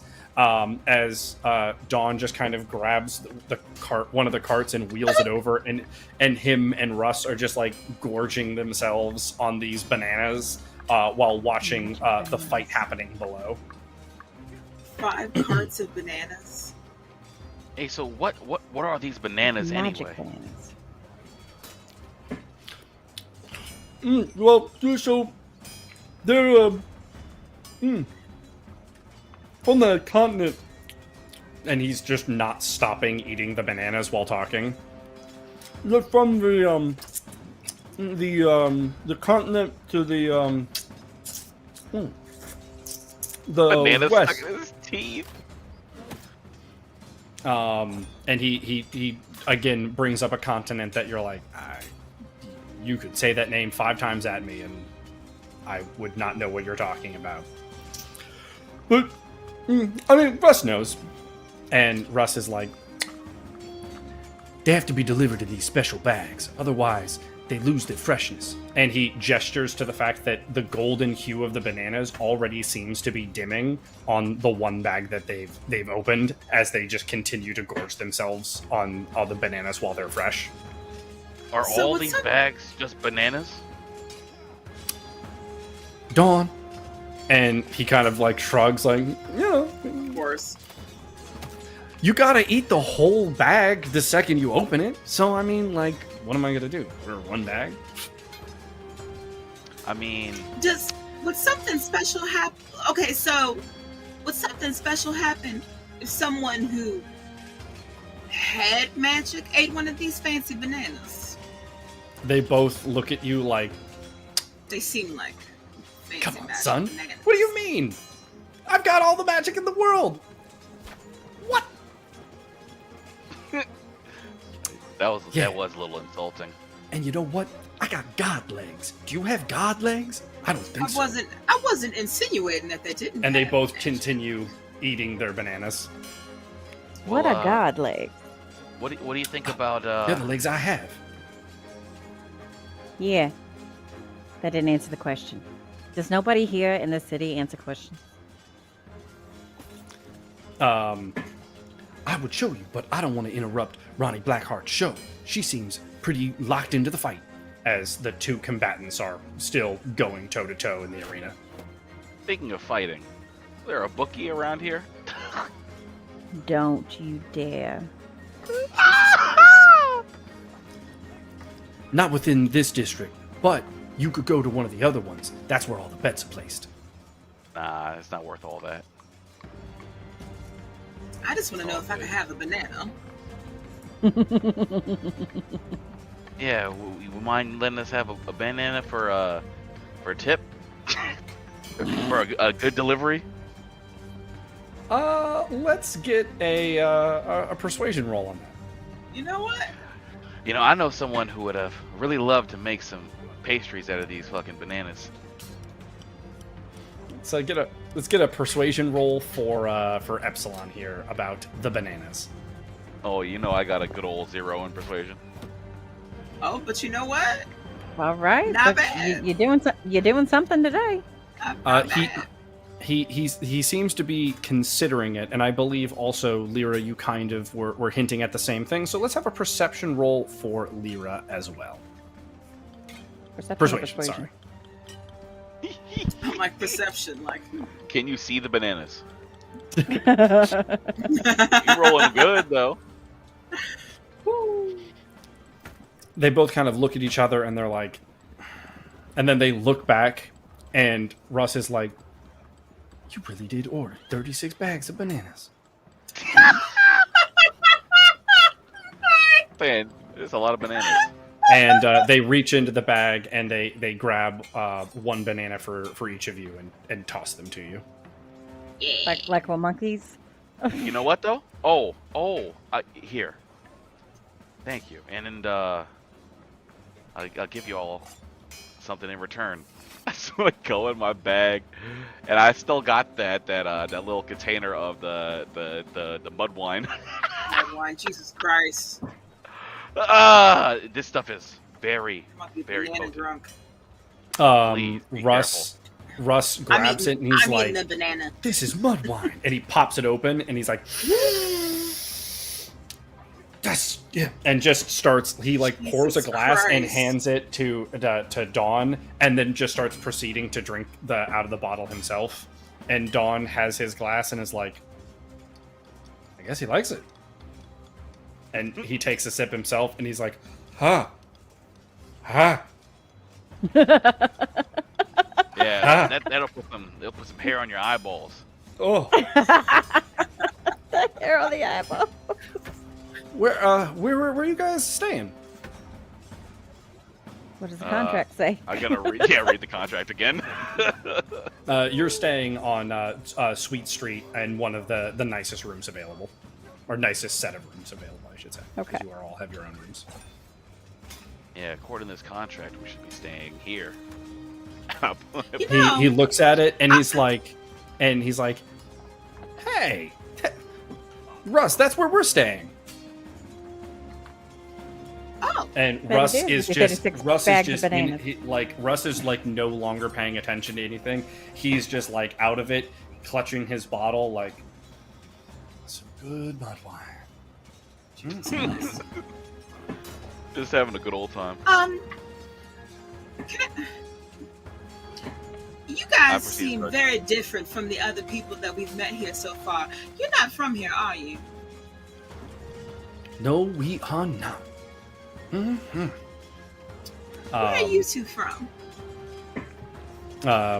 Dawn tells a story of basically how like they're from kind of this unassuming small little like port similar to the one that is at the bottom, like lower western corner of this continent.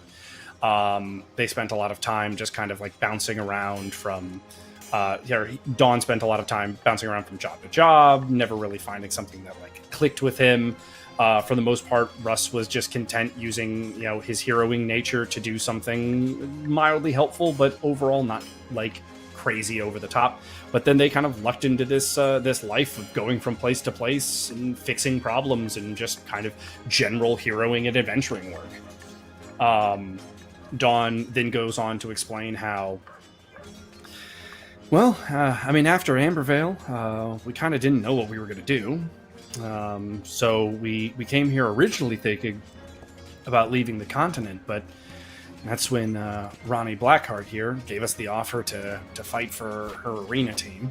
And she's trying to set something up in some golden city or golden something or other that's coming up that she's trying to have a spot for or something. But she offered us a crazy amount of gold, and we both kind of figured, all right, well, why not, right?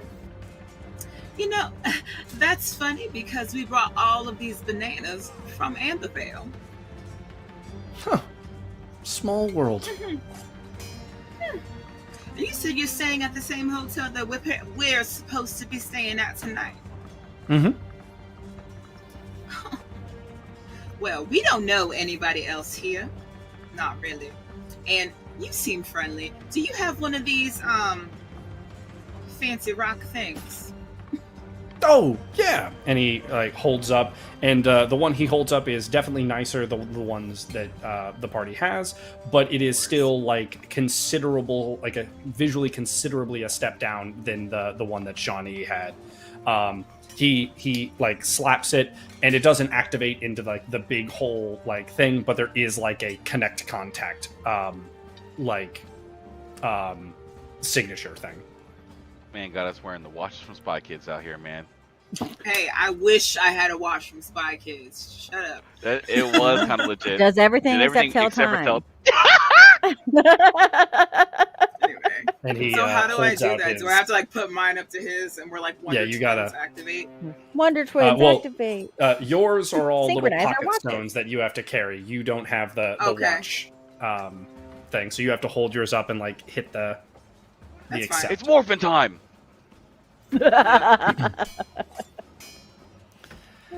Yeah. So we have a few things that we gotta wrap up here, but what? Dinner tonight at the hotel on us?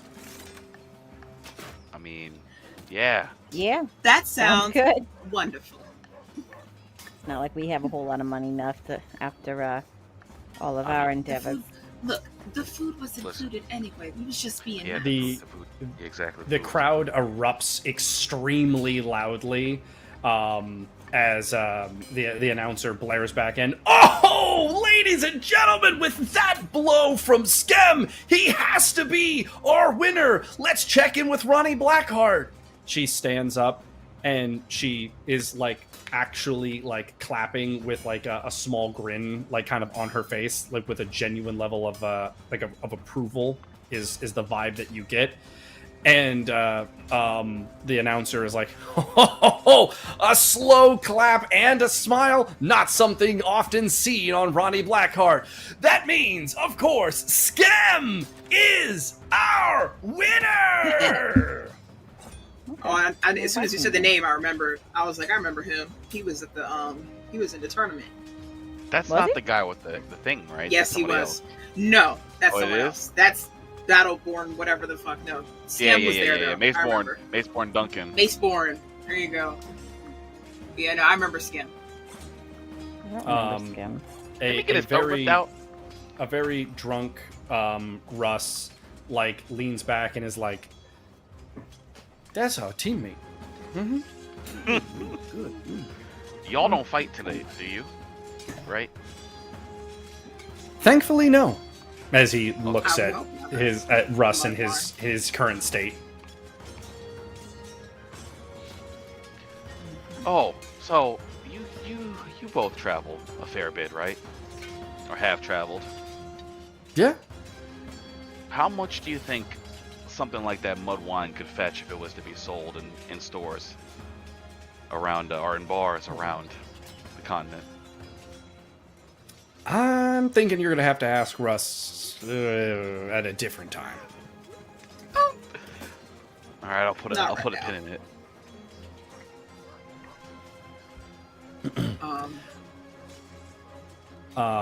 He like, you get the vibe from Dawn as he's kind of like looking over at Ronnie and then kind of looking at you guys that like he's kind of like, maybe you should kind of like, you know, head on out, like.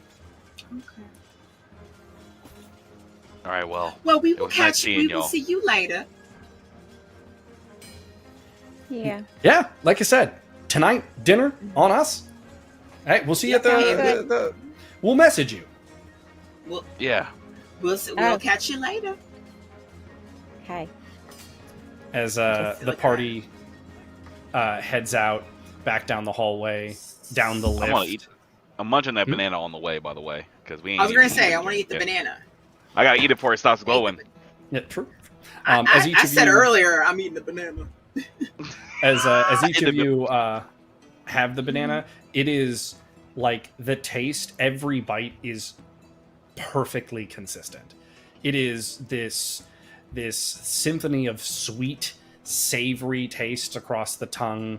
Your whole mouth feels just a bit like warmer almost as you ingest it. You get this feeling of like you're not tired.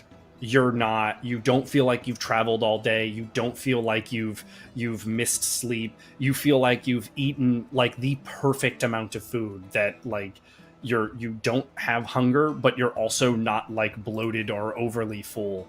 And like you're just like your hands kind of like tingle a little bit, and you get this feeling of like, yeah, all right. So what are we doing next? So, Tavish, was it like the mud wine? Could you taste it?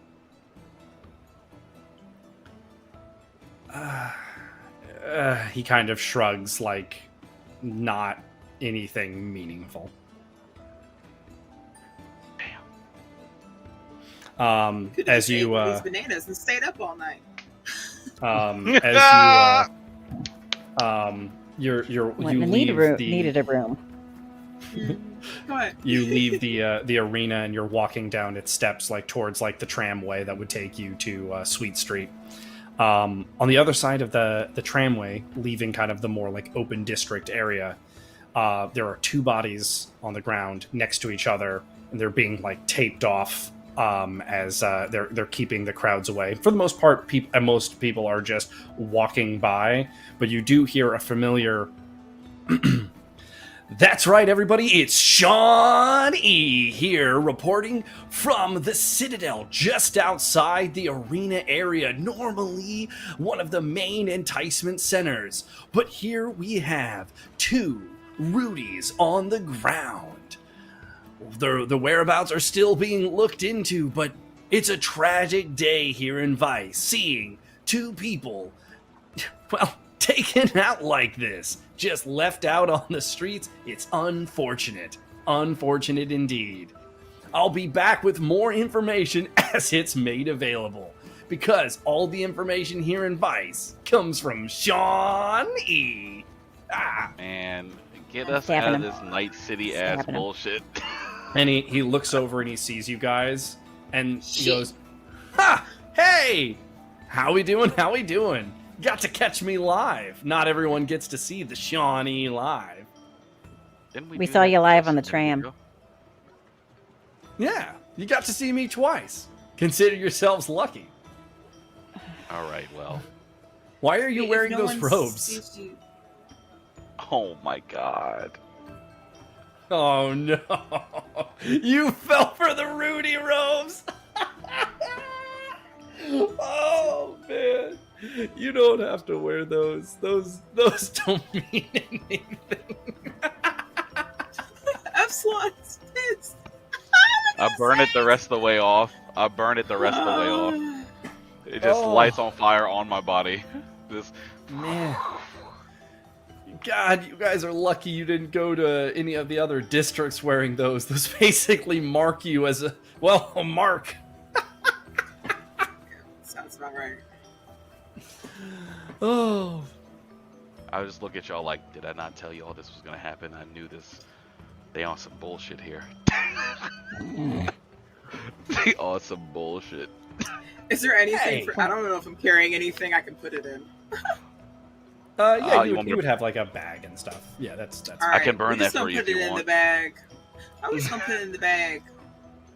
We're gonna sell Shawnee it to somebody begins. else. Right. Shawnee. Somebody else. You know what? Wait a minute. You guys are heroes, right? Yeah. What do you guys What? think about this? And he gestures to the two people dead in the street. Well, what happened? They look here? like dead guys. I mean, it's hard to. I mean, I don't know. I just report the stuff. Like that's what I'm kind of trying to say. Like on the record for my viewers. Like, what do you think your takes would be on this? Looks like they were killed. I mean, what do Any you of want you from us? would God, any of you I'm like like, to can roll we an like investigate? investigate? Yeah, that's what I was about to say. So let's get an investigate roll for the party. I'm going down now as to say no comment. Sequoia I just don't know legitimately hates this man. Damn, Damn. she gives You no can't see shits. shit. She can't gives see no shit. shits. Sequoia just She said- genuinely She's like- hates this man. Like it's gonna rain. So the Sequoia like glances and then like rolls her eyes and is just like, I can't She'll make give the a shit. care. Like, Do I look like a however, policeman? What's it I to don't. ya? What's the it to ya? you would note that both the only thing that kind of stands out as odd is that both people are in this like the exact same position. They're both laying completely straight on their backs with their feet flared out like either side, so like the sides of their feet are pointing out touching the pavement. Their left arm is at their side in their pocket, like adjacent to their body, and their right arm is like cupped up behind the head like that. And they're both posed like that exactly.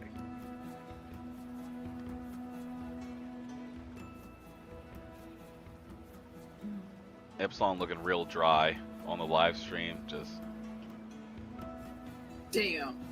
I got no comment on this.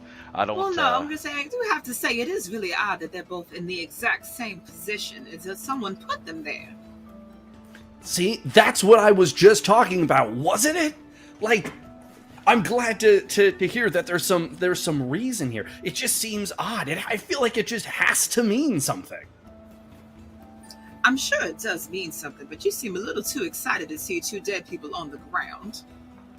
Hey, here in Vice, you can't let anything rain on your parade. The day must go on, and the shows never stop. And remember, here in Vice, freedom spelled V-I-C-E. This is Shawnee E signing off for the night. We'll be back at the stories tomorrow. Thanks. That's not how you All spell right. freedom. Let's get out of here, please. I can't take this city anymore. The tram comes over finally. Oh my god, And, they're holding this shit up for us. The party enters the tram, and so does Shawnee. Of Oh, course he whoa. does. Oh god damn it! I got no kind of authority. Like, what? Just don't come in here. Wait, stop. Hold up a hand, like, oh shit. I'm going to the boy, opposite oh side of boy. the car. The opposite side of the car from this man. As the Koya's like, tram What are the laws in this town about stabbing? Oh, obviously, Jesus. probably very lax. as the tram jettisons its way off towards the Sweet Street. As it arrives at Sweet Street, Sean E has this entire time just been going over like the exact same spiel of like each place to any of the Rudies that he's seeing aboard the trams. And then as you get to Sweet Street, he exits alongside of the party. Jesus Christ. Huh. What are the odds? You guys are saying on Sweet Street? Good for you. I can take you for the type with a bunch of money. Koya's just got her daggers out, and she's just like, Oh my kind of like God. rubbing them together. Just Well, I mean, that's the You need to idea, stop isn't it? talking You to don't us. want to let people know if you have money. You need to stop Hey, talking see, to us. look, now you're not talking like a Rudy. Good for you. All right, Shawnee, you need to go about your business. You can go away from us. Hey, I'm just heading to my place. Gonna get that rest so I can hit back the grind and build that Sean E legacy, baby. Woo! I started walking faster as he was saying that. Started to fast walk away.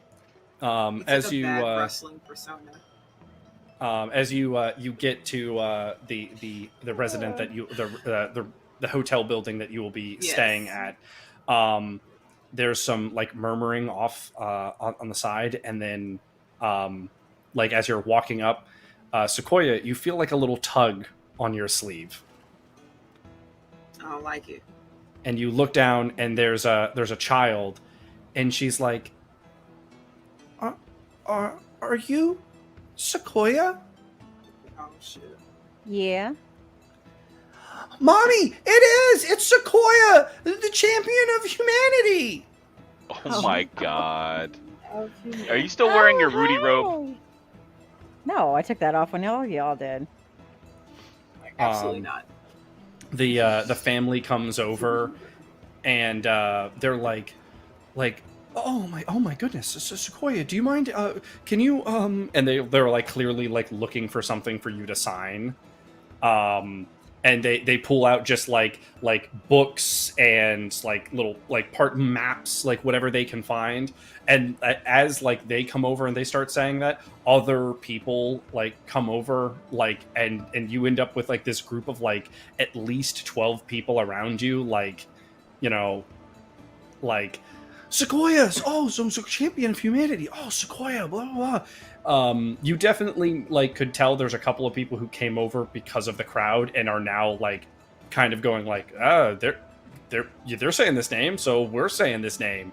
But like the genuine like you know disposition is like, oh, it's Sequoia.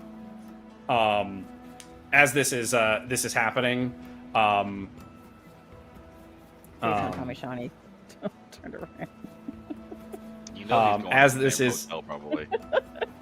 as this is all happening, the Epsilon, you would note that like the line for check-in is like basically like super shortened. All right, well, Keep distracting him. I'm shuffling on over. Like, hey, I'm nodding. I'm like head signaling everyone else to get in line. Perception check, Epsilon. I was about to say that. because I'm not sure what's going on around us right now, and I don't like it. Oh, I don't see nothing. I I don't you- got a 2 in perception. the only thing the only thing you hear is as you like shuffle away, you hear the little girl go, "Mommy, why is Sequoia's bodyguard leaving her?"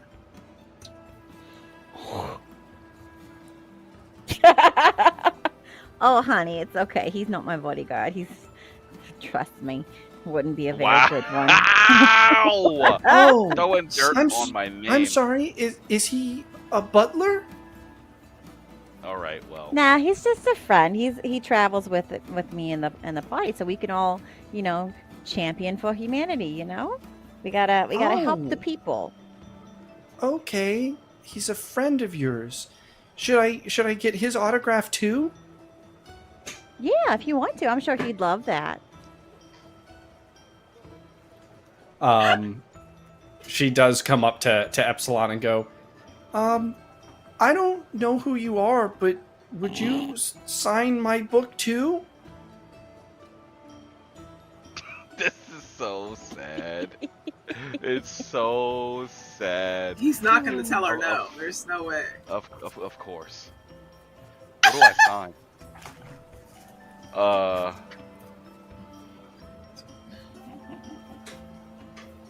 Yeah, I guess.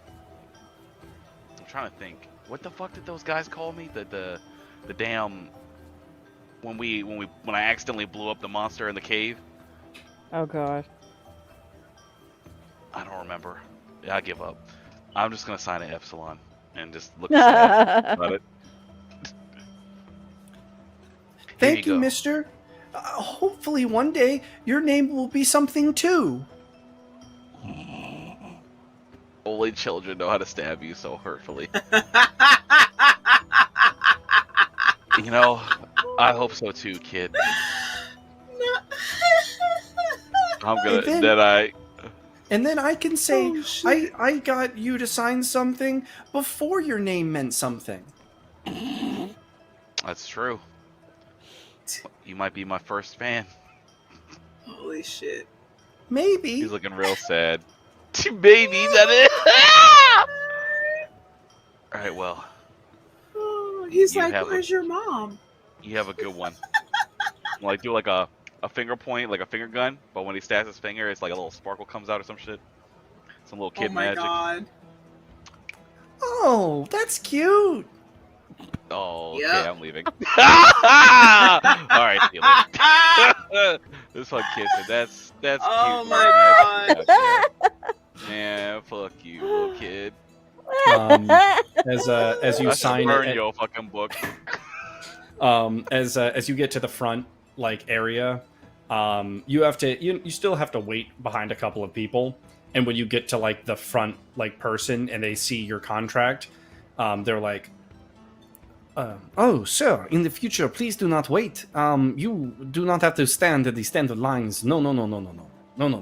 And he gets you passes to the to your rooms, and based on the little card things he hands you, you would go oh, okay, so those elevator lifts are where all the non-card holders go. I go on this these personal lifts that look much nicer and all have specific attendants to them. Fancy. See, you're Lost. somebody. Listen, when I come back, I guess you're not even here. You're still in the mob, but just the amount of money that they must have paid for those bananas for us to get accommodation like this for delivering them is insane. Yeah, I guess here's your passes.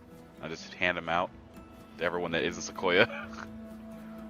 All right, guys, I gotta go. I mean- Thank you guys so much. Remember, if you see someone in need, you gotta help them out. And as you leave, there's a Sequoia, yay!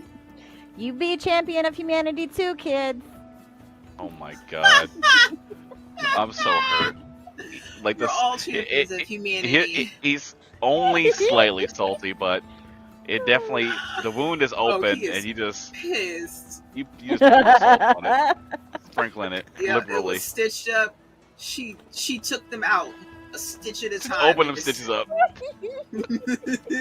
Oh, when Sequoia walks over, I'll be like, "Hey, Yeah.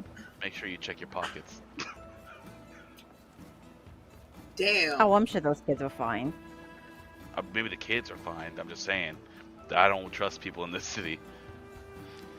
Yeah, you're right. That's fair. All right, so I'm gonna check my pockets. Do I even have Everything- pockets? I don't think- Everything is accounted for. Okay. Okay. Okay. Maybe because we're Oh, in I this hear it. nice hotel lobby that we're not getting just robbed blindly Shoot. by people. I mean, who would want to steal from the champion of humanity, right? So you have to pay to sleep. Let's go. As you I you wonder head if- up the lift, these lifts are like they're zippy. They send you up the floors like super quick, and they weren't kidding. You are on one of the top floors, the 63rd floor. From the view of your windows in each of your rooms, each of you has a massive room, larger than the house you stay at in Ambervale. And each of these are your individual rooms. The accommodations are all absurdly like expensive and fine things. There are like glasses and like a simple like champagne flute that they have made out of the crystal that they have it made out of would mean that it costs more than all of the possessions the party has put together. I'm assuming that this place is a level of decadence that I wouldn't even have seen it at Green Grove Watch. Yeah, it far exceeds anything that you've ever like. It's like, Now he trying to stay and shit. hey, do we have room service included? Ugh, these rich people, man. all four of you feel your stones go. And each of you does have your own booth in your room. If we all got it, it's Okay. a fucking notification, and I'm terrified. But let's see what the fuck. The- I know I it's swear to God, Shawnee. it's gonna be from Shawnee. Oh my God. As you open it up, there are multiple notifications from Shawnee going like live multiple times and things like that. And then there is one from from Dawn and Russ saying that they are on their way back to the hotel. Okay. Did they all Um, get his contact? I thought so, we just but I got like realized the we little didn't. watch thingies. So. Yeah. I wasn't sure if I was like, did we all do it or was it just me? Yeah, I'm- no. I thought, Let me get your number. I'm going to retroactively say you all did it because we're here, but I realize I might have got that confused. Yeah, I'm not mad at it. Real quick, I want to like just skim over the Sean E notifications, make sure there's nothing potentially interesting or important going on. or about me. Probably should. A lot of it is just kind of the general happenings. Like he's announcing different events and things that are happening, like at like the different enticement centers that there. He talked about like the Skem fight versus Gorkrick and like the news about like Vice trying to secure a spot in this like tournament that's being talked about going on in a far off city and the Golden City. And things like that. He then you like as you're going through, he has a lot of like the tram videos just updating on different like things happening around the city, and then finally you get to the part where he's talking about the two bodies that were found outside of the fighting enticement center that you all were at. There is also another whole blurb about Sequoia, the champion of humanity, how she's inside the city and you too can secure your autograph. And the best way to know about her whereabouts in the city is to follow the Sean E network. And that you do note that he did announce that you were in on the Sweet Street and that you were last seen signing autographs outside of your hotel. Uh-oh. I tell I'm gonna stab him. I tell him I'm this going man to stab immediately this man. that Yeah, he's just straight. He's He literally He's just ratting like you put out. us all in danger. Like, oh hey, look, here's this high profile person. This is exactly where they're at. You want to get their autograph? You can come up and stab her. Perfectly fine. Hate this guy. That's Oh, savage. you know what? The only thing that, well, I guess we got to go to dinner now. Never They're not mind. back That's what I yet. wanted to do. Oh, they're on the way. Oh, yeah. They're on the So I guess way. the only thing to make us feel better is to order some lavish room service while we wait. Are you gonna even You're be gonna- hungry for like dinner? We're gonna eat before we eat. Listen, you don't understand. I've never seen somewhere this decadent, and I've seen a lot of nice places in my time. So the food here is probably incredible. A notification pops up that's from Dawn saying that he has just reached Sweet Street and he's on his way to the hotel. We need to make sure we get our fill before we leave this place. Oh my god. I So need then another where's- stomach. Were we supposed to meet him in like a dining room or something? I don't think he had- said. No, he had mentioned the hotel's restaurant. Okay. You Well, all just want to meet him down there? yeah, if he's on the street, we should probably make our way back down. It was a long way up. You know what? I mean, it I'm did gonna go take a pretty shower. fast though. Yeah, but Yo, it's okay. I'm gonna go. He's gonna what? I'm gonna go clean myself up. We've been traveling all day and shit. We got this nice ass lavish situation. Come on, now I'm about to go and do it up. Real quick. The shower setup is like, it is definitely some sort of like arcane powered like water like pressure system. So it's there are 8 nozzles all around you, and they like as you step in, like you just kind of like, there's these little like arms with like almost handcuff looking things, and you like place your wrists into it, and they don't like lock, but they like hold your arms like up for you so you're not supporting them. And then it lifts up a little bit and begins spinning you around as it sprays out this water evenly. And despite how much water is being sprayed at you, it never directly like sprays into your face. Like, you never feel like you need to close your eyes. The soap cycle begins, and like this soap mist is sprayed all over you as these like little scrubbers begin to float out around it, exfoliate and like cleanse your skin, as then the water cycle re-begins. As it comes to its end, it like sets you back down, and it does the same process over your face, only far slower and more gentle. And then human car like wash. the water nozzles Yeah. disappear into even heat rooms that just like dry you very evenly, but don't like they don't like over dry you. And then while your skin's still in that like hydrated moisture state, like the same type of like scrubbers come back out and like rub you down with a full body lotion before like the whole process ends. How long did that take? It does wish it these all were in real. about 6 minutes. Well, I come back looking Next door, brand did new. did you opt for the turtle wax Listen, while you were at it?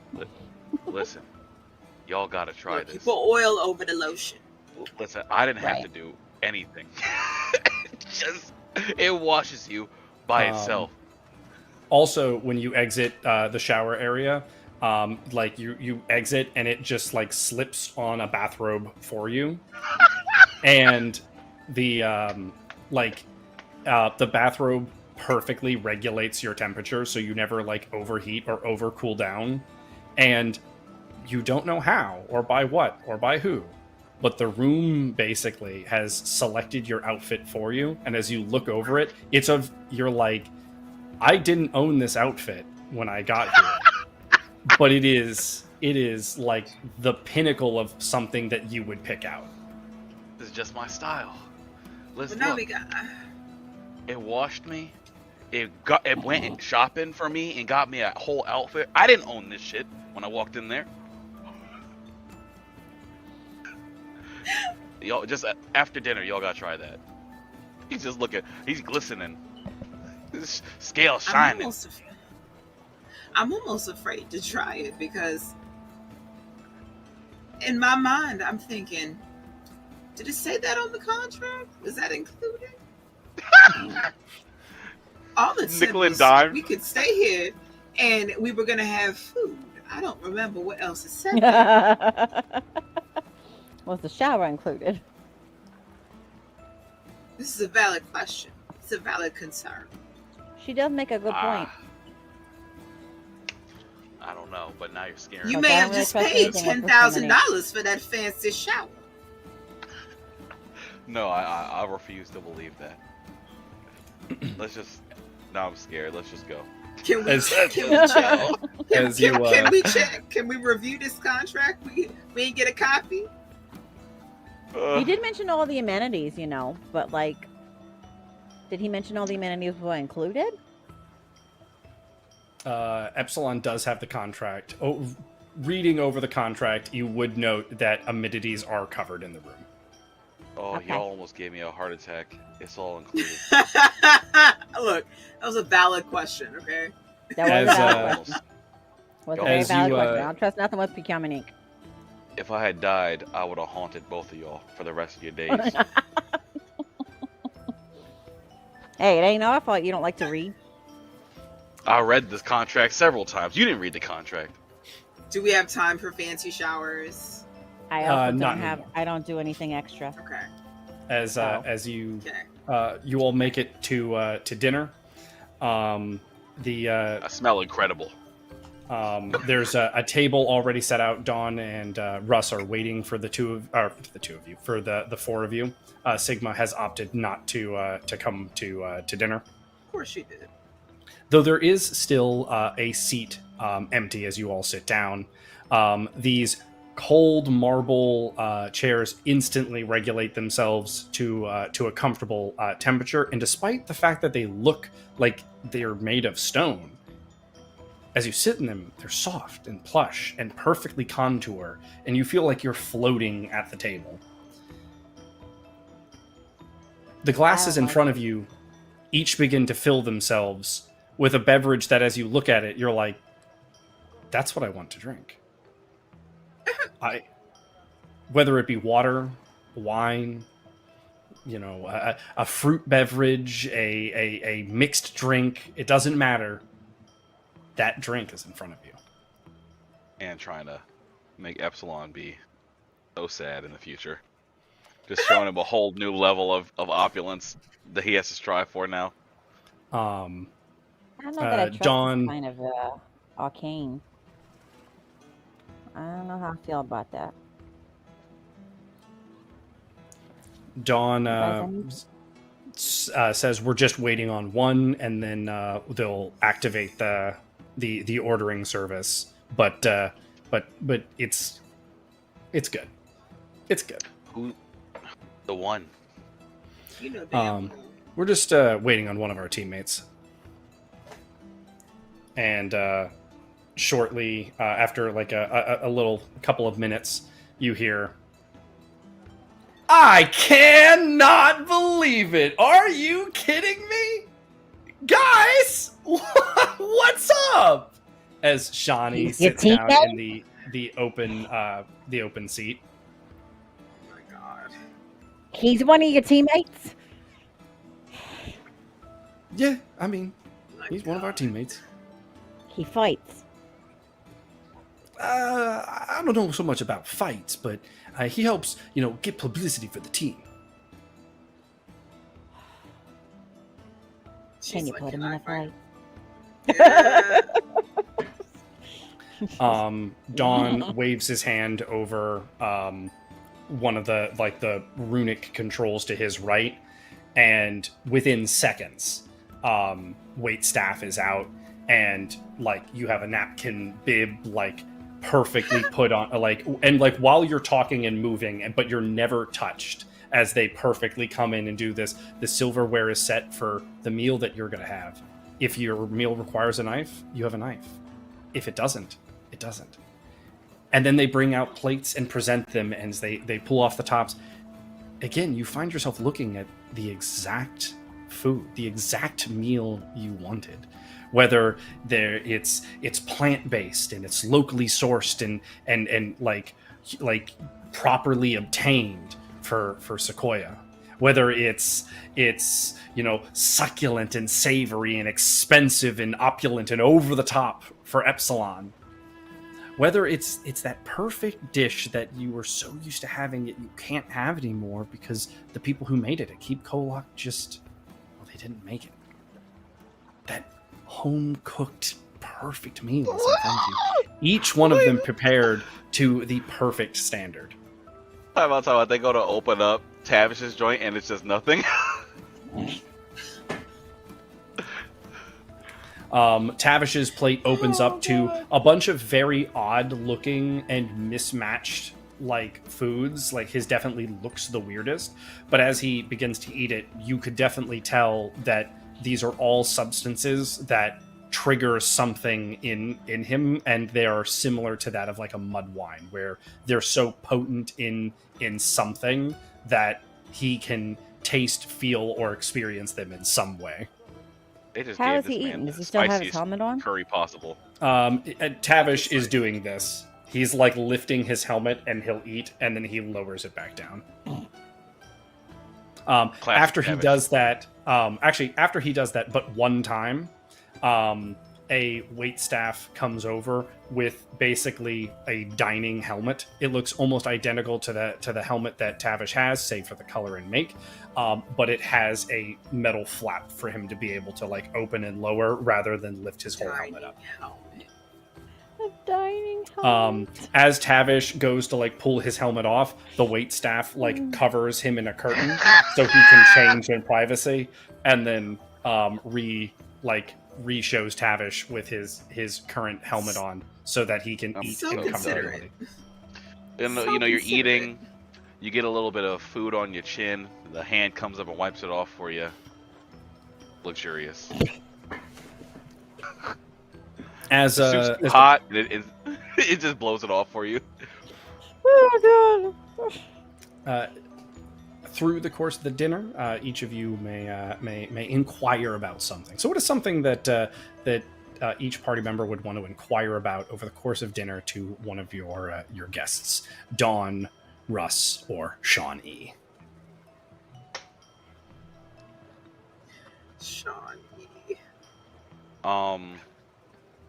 I would ask, I guess all three of them, He's not just talking to me ever. if they've seen any strange happenings or like individuals coming or going, like magically strange, I guess.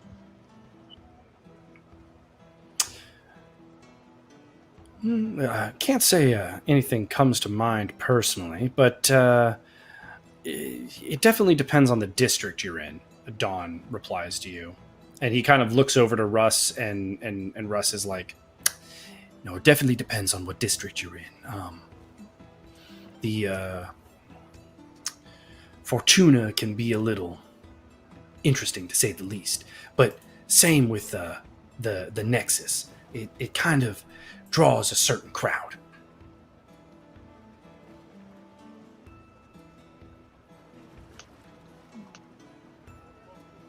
Any other questions for the table? Sequoia's just trying her like- best to ignore Shawnee as much as possible. I Yeah, I don't remember guess. which part it was the Nexus. I can ask another question if you need me. I'm trying to remember Yeah, sure. which What do area you was got? the Nexus. Nexus, that would be Shawnee goes, "Oh, the Nexus? The Nexus is it's kind of that area I was talking about. It's like the medical one. It's all about, creations and scientists and like nerds and stuff." So Nerds What and kind of- stuff. what kind of price do you think that mud wine I gave y'all earlier could fetch if bars around here started serving it? Well, I mean, I guess it's gonna have to depend on how you're getting it, and if it's truly gonna be sourced from the mud, in the mud territories. I mean, you need a backer that's willing to do the transportation. But I mean, if you could get it all, at a relative cost, I mean, you could probably turn a profit of, say, 30 gold a bottle. It's not bad. Okay. Trying to see if there would be demand for such a thing. Yeah. Let's see. You know, Dawn, that might be something that they want to talk to.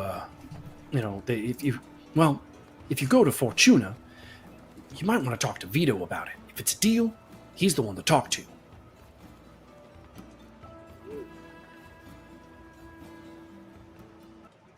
Okay, thank you for the advice.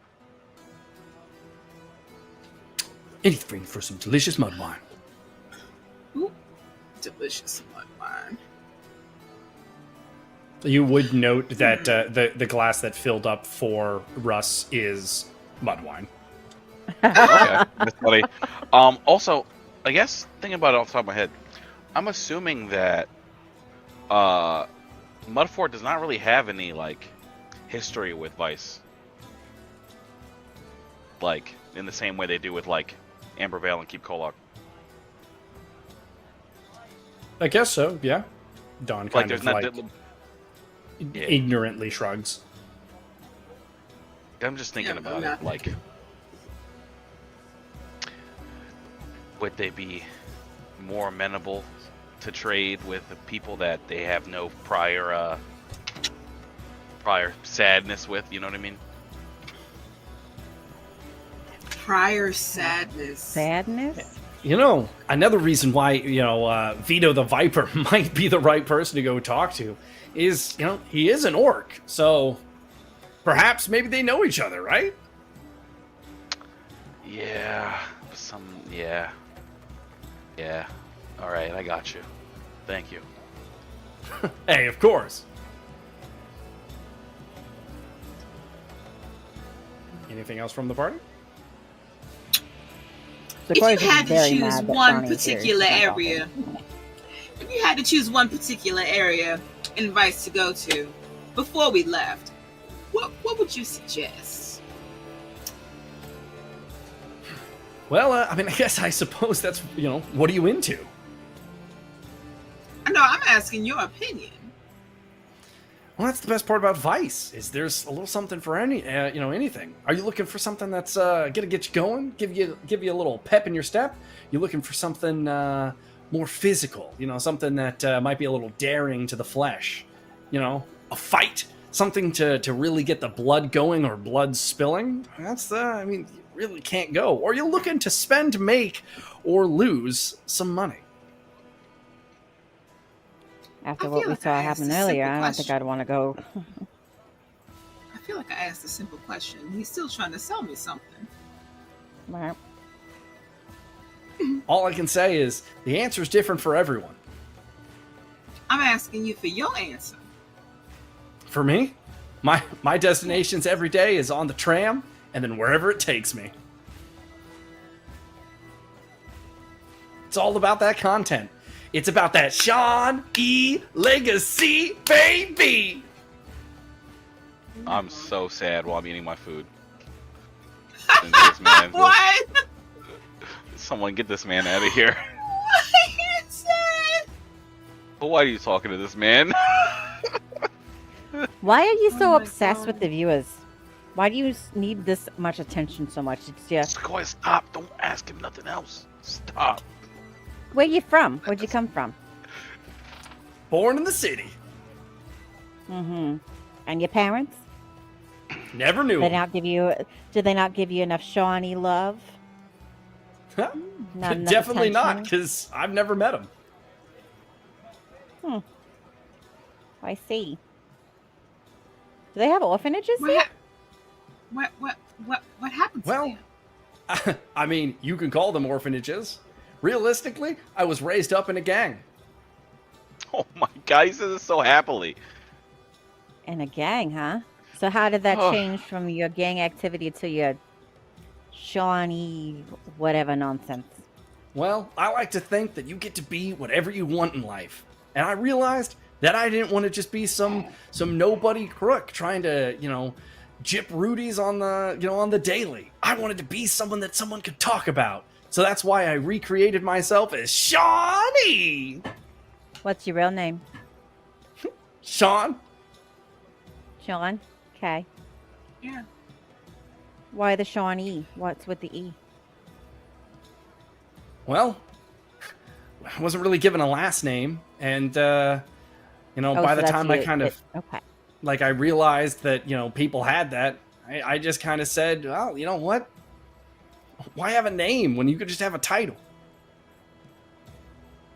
The You don't only really thing give he yourself said a that. title, you know. That's not how titles work. Titles Well, aren't everyone knows me as Well, that now. No turning back. right. Only thing he Hey, said. we that can't be Epsilon as old agreed as fortunate as you. I mean, the champion of humanity decreed by a king live? That's insane. Look, Fortunate. I can only hope to be as acknowledged as you someday. Fortunate. You think I was fortunate? You don't even know anything about me. I think it's fortunate that a king took notice, but clearly you did the hard work. I did. I kind of feel bad for him now. I did a lot No, of don't hard let work him- because the people needed it. Don't let him sink his hooks into you. Don't let the backstory get you. Look, I'm not trying to take anything from what you did at all. I mean, you saved far more people than I'll ever do. You ever thought about trying to save people? Or you only think about yourself?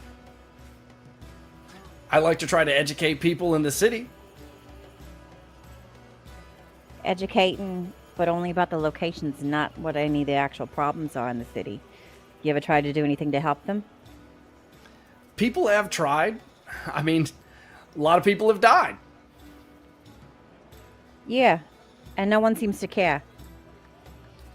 Yeah, that is Like one of what the things happened advice. today, everyone just walked on by. With all the people, the mage that blew up in the middle of the sky, 2 people that died in the middle of the street. Nobody cares. And all you do is go on and broadcasting about whatever sections there are here in the city, and like have your own like exciting. Hey, I'm don't one of do the only anything. people who covered their 2 deaths. Why does that happen? It What seems does like what happen?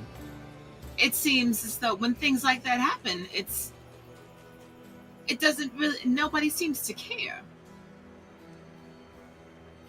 Well, you know what? Hey, Dawn, do you mind? And Dawn like reaches over and like fiddles with one of like the little side console Oh things my next to goodness, his she's like speechless. his seats, and a dome kind of like comes up over like the table. Oh my God, he's coming in with the secrets. If I'm being 100% honest, like the leaders of each of the, you know, the centers and whatnot, they're all just gang leaders. They will absolutely kill you. I see, and they A have lot of people don't yeah. like to pay attention to what goes wrong because, you know, it's kind of the old like, don't put your nose where it doesn't belong kind of feel. So I mean, aren't you saying that? Is it not possible then that those people we saw earlier were gang-related deaths? It is a potential. Typically, they like to stay out of the enticement zones, as it's kind of considered like a neutral territory. Technically, I guess those Rudies were on the opposite side of the neutral zone, if you will.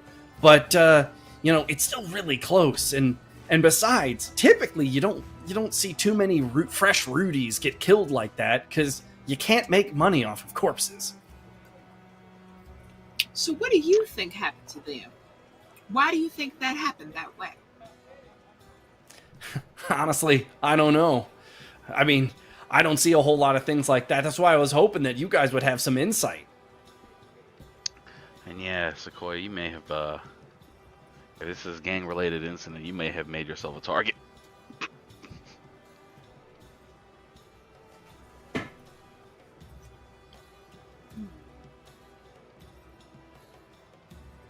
But yeah, it's a old. So what did I do? I mean, I ignored it just like everybody else does. I think you commented. Why would on I it. make myself don't- Didn't you say something about it? What is that going to make me a target here at dinner? Because I'm just saying, he said that no one was talking about the deaths, which I think is weird. But that could just be how it is here. But if people are avoiding it, I just think that maybe it could have been like some gang affiliated stuff. In which case, we may have some people mad that we're talking about it. But I don't know. It's just a thought. Hey, just a curiosity. We're trying to figure out what's going on here. So, And, when things like that happen, is it Mhm. generally because of something towards the leader of that area? I mean, yeah, usually if it's in a territory, it's going to be based in that territory's like kind of, vibe or whatever you want to call it. But, sometimes you get those crossover things. But again, usually it's not Rudy's because they don't typically have an allegiance to one like place or another. So, oh, and I mean, while we're talking about a few things, I don't know if you're aware, you're definitely some sort of arcane there, Epsilon, but definitely don't try to teleport in or out of the city, because the barrier will absolutely mess you up. Yeah, we saw earlier. Yeah, it was pretty devastating to watch. Do we know anything about who these people were? You keep calling them Rudy's, but it's always possible that they're someone important that just isn't from here. So, tomorrow is hopefully there's going to be an addressment about it from the Detectives Bureau. At that point, I'm hoping I can get an interview with whoever they assign to to their deaths, and hopefully we'll get a little more information. You can check the channel. I'll have an update. I want to check the channel now to see if he reported on being here at dinner with us. Oh my god. This table does have a little station for you to be able to like connect into. And when you connect into it, yes, he immediately, it was like just like a selfie. He sat down and like it's like the party is all like looking at their drinks and like things like that, and are Amazement. like, what? And then like Sean E, Dawn, and Russ are all like, This is some old bull shit. What the hell is this? what are you talking about? I had to say something. I'm at dinner with two of the the teammates that I represent, and on top of that, Sequoia, champion of humanity. Do you ever stop to think that maybe it's not such a good idea to broadcast where I am at all times? I don't broadcast where you are at all times, just when I'm around to be able to broadcast. But if you want, Yeah. I'll take a step back. Especially since you're saying that this is such a dangerous place. Like, don't you think it might not be such a good idea to broadcast? Potentially. I just didn't peg you guys as, normies. I just figured you could handle yourselves. But again, hey, look, I don't mind, doing less. I don't want to lose the subscribers. We're here on business, okay? We don't Look want here, to be he's- part of any of your he- nonsense. He has been a little much, but he's been giving us a lot of information. He's As, not unhelpful. the barrier does like come down over the party, and like the wait staff does come and like clean the table. At this, Dawn and Russ are like they gesture that that's kind of like their time, as like there's other parties like coming into the to the restaurant. Dawn and Russ like say their goodbyes and say that they'll be in touch, especially while you all are in Vice. But the party is able to head back to their rooms, where if they would like to, they can embrace the crazy over the top showers and things like that.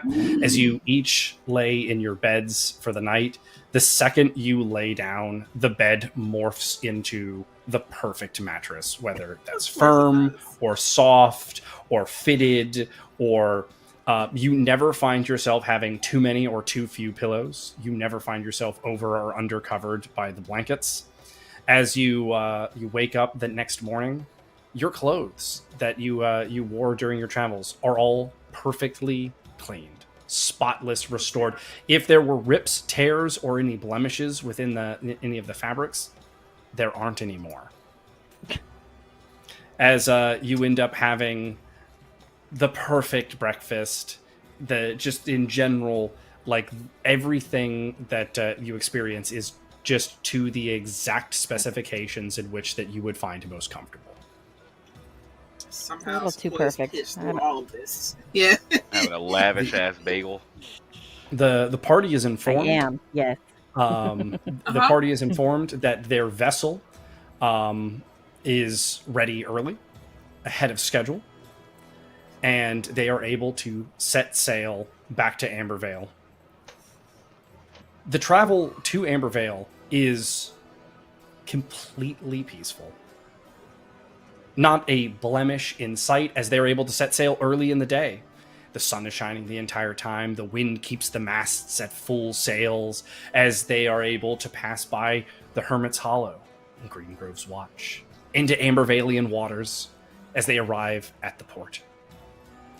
As you arrive at the port, there is a crowd of people waiting at the docks.